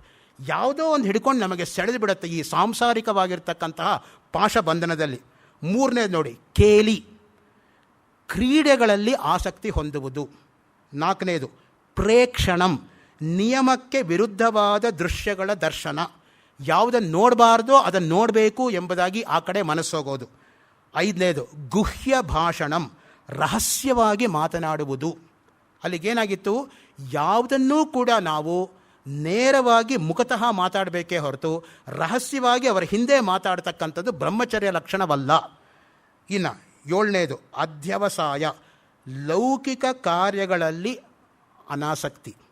8ನೇದು ಕ್ರಿಯಾ ನಿವೃತ್ತಿ, ಕ್ರಿಯೆಯನ್ನು ಮಾಡಿ ಫಲದಲ್ಲಿ ಆಸಕ್ತಿ ಇಲ್ಲದಿರುವುದು. ಎಷ್ಟು ಜನಕ್ಕೆ ಮಾಡೋಕ್ಕೆ ಸಾಧ್ಯಪ್ಪ? ಕರ್ಮಣ್ಯೇವಾಧಿಕಾರಸ್ಥೆ ಮಾ ಫಲೇಶು ಕದಾಚನ, ಅದೇ ಗೀತಾವಾಕ್ಯಕ್ಕೆ ಹೇಳ್ದಂಗೆ ಆಯ್ತಿದು. ಕರ್ಮ ಬಿಟ್ಬಿಡು ಅಂತೆಲ್ಲ ಹೇಳ್ತಾ ಇರೋದು, ಕರ್ಮ ಮಾಡು, ಫಲದ ಬಗ್ಗೆ ಆಸಕ್ತಿ ಇಟ್ಕೋಬೇಡ. ಎಷ್ಟು ಕಷ್ಟ ನೋಡಿ ಆ ರೀತಿಯಾಗಿ ಮಾಡ್ತಕ್ಕಂಥದ್ದು. ಸಂಪೂರ್ಣವಾಗಿರ್ತಕ್ಕಂತಹ ಏಕಾಗ್ರತೆ ಕೊಟ್ಟು ಕರ್ಮ ಮಾಡಬೇಕು, ಆದರೆ ಫಲದ ಬಗ್ಗೆ ಮಾತ್ರ ಆಸಕ್ತಿ ಇಟ್ಕೋಬಾರ್ದು. ಯಾವ ನಿತ್ಯ ಕರ್ಮಕ್ಕೂ ಫಲ ಇಲ್ಲ. ನಿತ್ಯ ಕರ್ಮ ಮಾಡದೆ ಹೋದರೆ ಪಾಪ ಉಂಟು. ಅಕರಣೇ ಪ್ರತ್ಯವಾಯ, ಪ್ರತ್ಯವಾಯ ದೋಷ ಅನ್ನೋದು ಮನುಷ್ಯನನ್ನು ಕಾಡುತ್ತೆ. ಅದಕ್ಕೇನೆ ಅಗ್ನಿ ಕಾರ್ಯ, ಸಂಧ್ಯಾವಂದನೆ ಎಂಬತಕ್ಕಂಥ ನಿತ್ಯ ಕರ್ಮಗಳು ಯಾವಜ್ಜೀವಂ ಅಗ್ನಿಹೋತ್ರಂಜುಹುಯಾತ್. ಅದಕ್ಕೆ ನಮ್ಮಲ್ಲಿರೋದು, ಜೀವನ ಇರೋ ತನಕ ನೀನು ಅಗ್ನಿ ಕಾರ್ಯವನ್ನು ಮಾಡ್ತಾನೆ ಇರಬೇಕು. ಮಾಡಿದ್ರಿಂದ ಫಲ ಇಲ್ಲ, ಮಾಡದೆ ಹೋದರೆ ಪಾಪ ಉಂಟು. ಪಾಪ ನಿವೃತ್ತಿಯೇ ಫಲ. ಇನ್ನು ಯೋಗದ ಅಷ್ಟಾಂಗಗಳಿದೆ ನೋಡಿ, ಯಮ ನಿಯಮ ಆಸನ, ಪ್ರಾಣಾಯಾಮ ಪ್ರತ್ಯಾಹಾರ, ಧಾರಣ ಧ್ಯಾನ ಸಮಾಧಿಗಳಲ್ಲಿ ಮೊದಲನೇ ಅಂಗ ಯಾವುದು? ಯಮ. ಯಮದಲ್ಲಿ ಅಹಿಂಸಾ ಎಂಬತಕ್ಕಂಥದ್ದು 4ನೇಯದು. ಅಹಿಂಸಾ, ಬ್ರಹ್ಮಚರ್ಯ ಆಶ್ರಮದಲ್ಲಿರ್ತಕ್ಕಂಥವನು ಬ್ರಹ್ಮಚಾರಿ. ವೇದಾಧ್ಯಯನಕ್ಕಾಗಿ ವ್ರತ ಕೈಗೊಂಡಿರತಕ್ಕಂಥವನು, ಉಪನೀತನಾಗಿ ವೇದಾಧ್ಯಯನ ಮಾಡತಕ್ಕಂಥದ್ದು ಬ್ರಹ್ಮವೇದ. ತದ್ ಅಧ್ಯಯನಾರ್ಥಂ ವ್ರತಮಪಿ ಬ್ರಹ್ಮ. ಬ್ರಹ್ಮ ತಪೋ ಜ್ಞಾನಂ ವಾ ಚರತಿ ಆರ್ಜಯತಿ ಇತಿ ಬ್ರಹ್ಮಚಾರಿ. ಬ್ರಹ್ಮಚಾರಿ ಅನ್ನೋದಕ್ಕೆ ಇರತಕ್ಕಂತಹ ಒಂದು ಲಕ್ಷಣ ಅದು. ಜಿತೇಂದ್ರಿಯನಾಗಿ ಗುರುವಿನಲ್ಲಿ ವೇದಾಧ್ಯಯನ ಮಾಡತಕ್ಕಂಥವನು ಬ್ರಹ್ಮಚಾರಿ. ಮೊದಲು ಇಂದ್ರಿಯ ನಿಗ್ರಹ ಇರಬೇಕು ಅವನಿಗೆ. ಗುರುವಿನ ಹತ್ರ ಹೋಗಿ ಅಧ್ಯಯನ ಮಾಡಬೇಕು. ಗಣೇಶ್ ಅವರು ಪಂಚಮಹಾಕಾವ್ಯಗಳು ಮಾಡಿರುವಾಗ ನಿಮಗೆ ಮಾತನ್ನು ಹೇಳಿರ್ತಾರೆ ಅಥವಾ ಹೇಳ್ತಾರೆ. ರಘುವಂಶದಲ್ಲಿ ಕೌತ್ಸ ಎಂಬತಕ್ಕಂತಹ ಒಬ್ಬ ಮಗು ಗುರುವಾಗಿರ್ತಕ್ಕಂತಹ ಮುಖ್ಯವಾದ ತನ್ನ ಗುರುವಿನಲ್ಲಿ ವಿದ್ಯಾಭ್ಯಾಸ ಮಾಡಿ ಏನು ಗುರುದಕ್ಷಿಣೆ ಕೊಡಬೇಕು ಅಂತ ಕೇಳ್ತಾನೆ. ಏನೂ ಕೊಡಬೇಡಪ್ಪ, ನೀನು ಚೆನ್ನಾಗಿ ಓದಿದ್ಯಾ, ಹೋಗ್ಬಾ ಅಂತ ಹೇಳ್ತಾನೆ ಗುರು. ಆದರೆ ಇವನು ಕೇಳಲ್ಲ, ನಾನು ಓದಿದ್ದಕ್ಕೆ ಏನಾದರೂ ಕೊಡಲೇಬೇಕು, ನೀವು ಹೇಳಲೇಬೇಕು ಅಂತ ಒತ್ತಾಯ ಮಾಡ್ತಾನೆ. ವರತಂತು ಅಂತ ಆ ಗುರು ಹೆಸರು. ಆಗ ಗುರುಗೆ ಕೋಪ ಬರುತ್ತೆ. ನಾನು ಕೇಳಿದ್ದನ್ನು ಕೊಡ್ತೀಯೋ? 14 ವಿದ್ಯೆಗಳನ್ನು ಓದಿದ್ಯೋ ಇಲ್ವೋ? 14 ಕೋಟಿ ಸುವರ್ಣ ನಾಣ್ಯಗಳನ್ನು ನಾಳೆ ಬೆಳಗ್ಗೆ ಒಳಗೆ ತಂದಿಡು. ಆ ಬಡ ವಿದ್ಯಾರ್ಥಿ ರಾತ್ರೋರಾತ್ರಿ 14 ಕೋಟಿ ಸುವರ್ಣ ನಾಣ್ಯ ಎಲ್ಲಿಂದ ತರೋದು? ರಘು ಮಹಾರಾಜನ ಮನೆಗೆ ಹೋಗ್ತಾನೆ, ರಘು ಚಕ್ರವರ್ತಿ ಅಂತ. ಆ ರಘು ವಿಶ್ವಜಿತ್ ಅನ್ನೋ ಯಾಗ ಮಾಡಿ ಸರ್ವಸ್ವವನ್ನು ದಾನ ಮಾಡಿ ಬರೀ ಕೈಯಲ್ಲಿರ್ತಾನೆ. ಅದನ್ನು ನೋಡಿ ಇವನಿಗೆ ಹೃದಯ ಡಗ್ಗನ್ನತ್ತೆ. ಇವನ ಹತ್ರ ಕೇಳಕ್ಕೆ ಬಂದಲ್ಲ, ನನಗಿನ್ನೇನು ಗಿಟ್ಟತ್ತೆ ಅಂತ. ಆಗ ರಘು ಹೇಳ್ತಾನೆ, ನನ್ನ ಮನೆಯ ಬಾಗಿಲಿಗೆ ಬಂದು ಬರೀ ಕೈಯಲ್ಲಿ ಯಾರಾದರೂ ಹಿಂತಿರುಗಿ ಹೋದರೆ ನನಗೆ ಶ್ರೇಯಸ್ಸಲ್ಲ, ದಯವಿಟ್ಟು ಹೇಳು ಯಾತಕ್ಕೆ ಬಂದಿದ್ಯಾ ಅಂತ. ಅವನು ಹೇಳ್ತಾನೆ, ಹೀಗಾಗ್ಬಿಟ್ಟಿದೆ ಸ್ವಾಮಿ, ನಾಳೆ ಒಳಗೆ ನಾನು 14 ಕೋಟಿ ಸುವರ್ಣ ನಾಣ್ಯಗಳನ್ನು ನನ್ನ ಗುರುವಾಗಿರ್ತಕ್ಕಂಥ ವರತಂತುವಿಗೆ ತಲುಪಿಸಬೇಕು ಅಂತ. ರಘು ಹೇಳ್ತಾನೆ, ಏನು ಯೋಚನೆ ಮಾಡಬೇಡ, ರಾತ್ರಿ ಎಲ್ಲ ಸಮಯ ಇದೆ, ಊಟ ಮಾಡು, ನಿದ್ದೆ ಮಾಡು, ಬೆಳಿಗ್ಗೆ ದುಡ್ಡು ತೊಗೊಂಡು ಹೋಗು ಅಂತ ಹೇಳ್ತಾನೆ. ಅವ್ನಿಗೆ ಅರ್ಥ ಆಗಲ್ಲ, ಹೆಂಗೆ ಮ್ಯಾನೇಜ್ ಮಾಡ್ತಾನೆ ರಾತ್ರಿ ಅಂತ. ತಕ್ಷಣ ಡಂಗುರ ಹೊಡಿಸ್ತಾನೆ, ಕುಬೇರನ ಮೇಲೆ ನಾನು ಯುದ್ಧಕ್ಕೆ ಬರ್ತಾ ಇದ್ದೀನಿ ಅಂತ. ಕುಬೇರ ಅತ್ಯಂತ ಶ್ರೀಮಂತನಾಗಿರ್ತಕ್ಕಂಥ ದೇವತೆ. ಕುಬೇರ ಓಡಿ ಬರ್ತಾನೆ, ರಘು ಹತ್ರ, ನನ್ನ ಮೇಲೆ ಮಾತ್ರ ಯುದ್ಧ ಮಾಡಬೇಡ, ನನ್ನ ಹಣ ಎಲ್ಲ ನಿಂದೆ ಅಂತ. ಅದು 14 ಕೋಟಿಗಿಂತ ಜಾಸ್ತಿ ಇತ್ತು. ತಕ್ಷಣ ರಘು ಹೇಳ್ತಾನೆ, ತೊಗೊಂಡೋಗಿ ಎಲ್ಲಾನು. ಕೌತ್ಸ ಹೇಳ್ತಾನೆ, ಸ್ವಾಮಿ ಕೇವಲ 14 ಕೋಟಿ ನನಗೆ ಬೇಕಾಗಿರೋದು, ಯಾಕೆ ನಾನು ಗುರುಗಳಿಗೆ ಕೊಡಬೇಕಾಗಿರೋ ಗುರು ದಕ್ಷಿಣೆ, ಅದ್ರ ಮೇಲೆ ಒಂದು ಬಿಡಿಗಾಸು ನನಗೆ ಬೇಕಾಗಿಲ್ಲ ಅಂತ. ರಘು ಹೇಳ್ತಾನಪ್ಪ, ವಿಶ್ವಜಿತ್ ಯಾಗ ಮಾಡಿ ಎಲ್ಲವನ್ನೂ ದಾನ ಕೊಟ್ಟು ಇನ್ನು ಹಣ ಇಟ್ಕೊಂಡ್ರೆ ನಾನು ದಾನ ಮಾಡಿದ್ದಕ್ಕೇನು ಫಲ, ಎಲ್ಲ ತೊಗೊಂಡೋಗುವಂಥವ್ನು ಇಷ್ಟು ಮಾತ್ರ ಬೇಕು ಅಂತ. ಇವನು ಹಾಗಿದ್ರು ಆಗಿನ ಕಾಲದಲ್ಲಿ ಈ ಕೊಡ್ದೇನೆ ತಲೆ ಹೊಡಿತಾರೆ. ಕೊಟ್ಟರೆ ಬಿಡ್ತಾರಾ? 14 ಕೋಟಿ ಸುವರ್ಣ ನಾಣ್ಯ ಅಂದರೆ ಏನಾಗೋಯ್ತದು? ಸೊ ಆ ರೀತಿಯಾಗಿ ಬ್ರಹ್ಮಚರ್ಯದಲ್ಲಿ ಇರ್ತಕ್ಕಂಥವರು ಮುಖ್ಯವಾಗಿ ಇಂದ್ರಿಯ ನಿಗ್ರಹದಿಂದ ಗುರು ಸೇವೆ ಮಾಡ್ತಕ್ಕಂಥದ್ದು. ನಮಗೆ ಬ್ರಹ್ಮಚರ್ಯ ಅಂದರೆ ಮನಸ್ಸಿಗೆ ಬರ್ತಕ್ಕಂಥ 2 ಪಾತ್ರಗಳು. ಒಂದು ಭೀಷ್ಮಾಚಾರ್ಯರು, ಇನ್ನೊಬ್ಬರು ಹನುಮಂತ. ಅನ್ಯತ್ರ ಭೀಷ್ಮಾತ್ ಗಾಂಗೇಯಾತ್ ಅನ್ಯತ್ರ ಚ ಹನುಮತಃ ಹರಿಣೀಖುರ ಮಾತ್ರೇಣ ಚರ್ಮಣ ಮೋಹಿತನ್ ಜಗತ್ತು. ಸಮಸ್ತ ಪ್ರಪಂಚವೂ ಕೂಡ ಯಾವುದೋ ಒಂದು ಮೋಹಕ್ಕೆ ಬಿದ್ದು ಸಿಲುಕೊಂಡಿದೆ. ಮೋಹವನ್ನು ಗೆದ್ದಿರ್ತಕ್ಕಂಥವ್ರು ಯಾರು, ಮೃತ್ಯು ಎಂಬತಕ್ಕಂಥ ಮೋಹವನ್ನು ಗೆದ್ದಿರೋರು ಯಾರು, ಮೋಹಂಜಹಿ ಮಹಾಮೃತ್ಯು ದೇಹದಾರ ಸುತಾದಿಷು ಮೋಹೋ ವಿನಿರ್ಜಿತೋ ಯೇನ ಸ ಮುಕ್ತಿ ಪದ ಮೃಚ್ಛತಿ. ವಿವೇಕ ಚೂಡಾಮಣಿಯಲ್ಲೂ ಬರುತ್ತೆ ಈ ಶ್ಲೋಕ, ಅಷ್ಟಾವಕ್ರ ಗೀತೆಯಲ್ಲೂ ಬರುತ್ತೆ. ಆ ಮೋಹವನ್ನು ಗೆದ್ದವರು ಭೀಷ್ಮಾಚಾರ್ಯರು. ನೋಡಿ ಹೇಗೆ ದೇವವ್ರತ ಭೀಷ್ಮ ಆದರೂ ಅನ್ನೋದೇ ಒಂದು ಸೋಜಿಗದ ಕತೆ. ಎಂಥ ಭಯಂಕರವಾಗಿರೋ ಪ್ರತಿಜ್ಞೆ ಅವರು ಕೈಗೊಂಡಿದ್ದು ಮತ್ತು ಸಫಲತೆಯನ್ನೂ ಕೂಡ ಕಂಡರು. ತನ್ನ ತಂದೆ ಜೊತೆನೇ ಯೌವನ ವಿನಿಮಯ ಮಾಡಿಕೊಂಡಿದ್ದು ಎಂತಹ ಅದ್ಭುತವಾಗಿರ್ತಕ್ಕಂಥ ಘಟನೆ ನೋಡಿ. ಇನ್ನು ಎರಡನೇ ಘಟನೆನೇ ನೀವು ತೋರ್ಸೋಕ್ಕೆ ಸಾಧ್ಯ ಇಲ್ಲ ಆ ಥರದ್ದು. ಇನ್ನೊಂದು ಕಡೆ ಹನುಮಂತ, ರಾಮಾಯಣ ಸುಂದರಕಾಂಡದಲ್ಲಿ ಬರುತ್ತೆ, ಸೀತಾನ್ವೇಷಣೆ ಮಾಡ್ತಾ ಹೋಗ್ತಾ ಮಲಕ್ಕೊಂಡು ನಿದ್ದೆ ಮಾಡ್ತಾ ಇರ್ತಕ್ಕಂಥ ರಾವಣನ ಅಂತಃಪುರದಲ್ಲಿರ್ತಕ್ಕಂಥ ಮಂಡೋದರಿಯನ್ನೇ ಸೀತೆ ಅಂತ ಭ್ರಮಿಸಿಬಿಡ್ತಾನೆ. ಸೀತೆ ಸಿಕ್ಕಿದ್ಲು ಕುಣಿತಾನೆ, ಕುಪ್ಪಳಿಸ್ತಾನೆ, ಜಿಗಿತಾನೆ, ನಗೀತಾನೆ, ಬಾಲ್ಭವನ ಪುಷ್ಪ ಹತ್ತಾನೆ, ಜಿಗಿತಾನೆ. ಆಸ್ಫೋಟಯಾಮಾಸ ಚುಚುಂಬ ಪುಚ್ಚಂ ನನಂದ ಚಕ್ರೀಡ ಜಗೌ ಜಗಾಮ ಸ್ತಂಭಾನರೋಹ ನಿಪಪಾತ ಭೂಮೌ ನಿದರ್ಶಯಾನ್ ಸ್ವಾಂ ಪ್ರಕೃತಿಂ ಕಪೀನಾಂ. ಅಷ್ಟೆಲ್ಲ ಆಗಿ ಅನ್ಕೋತಾನೆ, ಛೇ ಮಲಕ್ಕೊಂಡು ನಿದ್ದೆ ಮಾಡ್ತಾ ಇರ್ತಕ್ಕಂಥ ಹೆಂಗಸರನ್ನ ನೋಡ್ಬಿಟ್ನಲ್ಲ, ಎಂಥ ಪಾಪ ನಾನು ಮಾಡಿದೆ. ಆಮೇಲೆ ಅನ್ಕೋತಾನೆ, ಸೀತೆಯನ್ನು ಹೆಂಗಸರ ಮಧ್ಯೆ ಹುಡುಕಬೇಕೇ ಹೊರತು ಇನ್ನು ಬೇರೆ ಹುಡುಕೋಕ್ಕೆ ಎಲ್ಲಿ ಸಾಧ್ಯ ಅಂದ್ಬಿಟ್ಟು ಮತ್ತೆ ಮುಂದುವರಿತಾನೆ. ಆ ದೃಷ್ಟಿಯಿಂದ ಏನು ಹೇಳಕ್ಕೆ ಬಂದೆ ಇಲ್ಲಿ ಅಂತ ಹೇಳಿದರೆ, ಆ ಬ್ರಹ್ಮಚರ್ಯ ಎಂಬತಕ್ಕಂತಹದ್ದು ಅವಶ್ಯಕವಾಗಿ ಜ್ಞಾನಕ್ಕೆ ಇರತಕ್ಕಂತಹ ಒಂದು ಮುಖ್ಯವಾಗಿರ್ತಕ್ಕಂತಹ ಸಾಧನೆ. ಈ ಬ್ರಹ್ಮಚರ್ಯದ ವೈಶಿಷ್ಟ್ಯ ಏನು, ಅದರಿಂದ ಮುಂದೆ ಧ್ಯಾನವನ್ನು ಹೇಗೆ ಪಡ್ಕೊಳ್ಳೋದು ಅನ್ನೋದನ್ನು ನಾಳೆ ವಿಷಯದಲ್ಲಿ ಮುಂದುವರಿಸ್ತೇನೆ ಅಂತ ಇಟ್ಕೊಂಡು ಈ ಉಪನ್ಯಾಸ ಮಾಲಿಕೆಯ 2ನೇ ದಿನವಾಗಿರ್ತಕ್ಕಂತಹ ಇಂದು ಇಲ್ಲಿಗೆ ನಿಲ್ಲಿಸ್ಕೊಂಡು ನಾಳೆ ಮತ್ತೆ ಮುಂದುವರಿಸ್ತೀನಿ. ಶ್ರೀ DVG ಸಮರ್ಪಣ ಮಸ್ತು.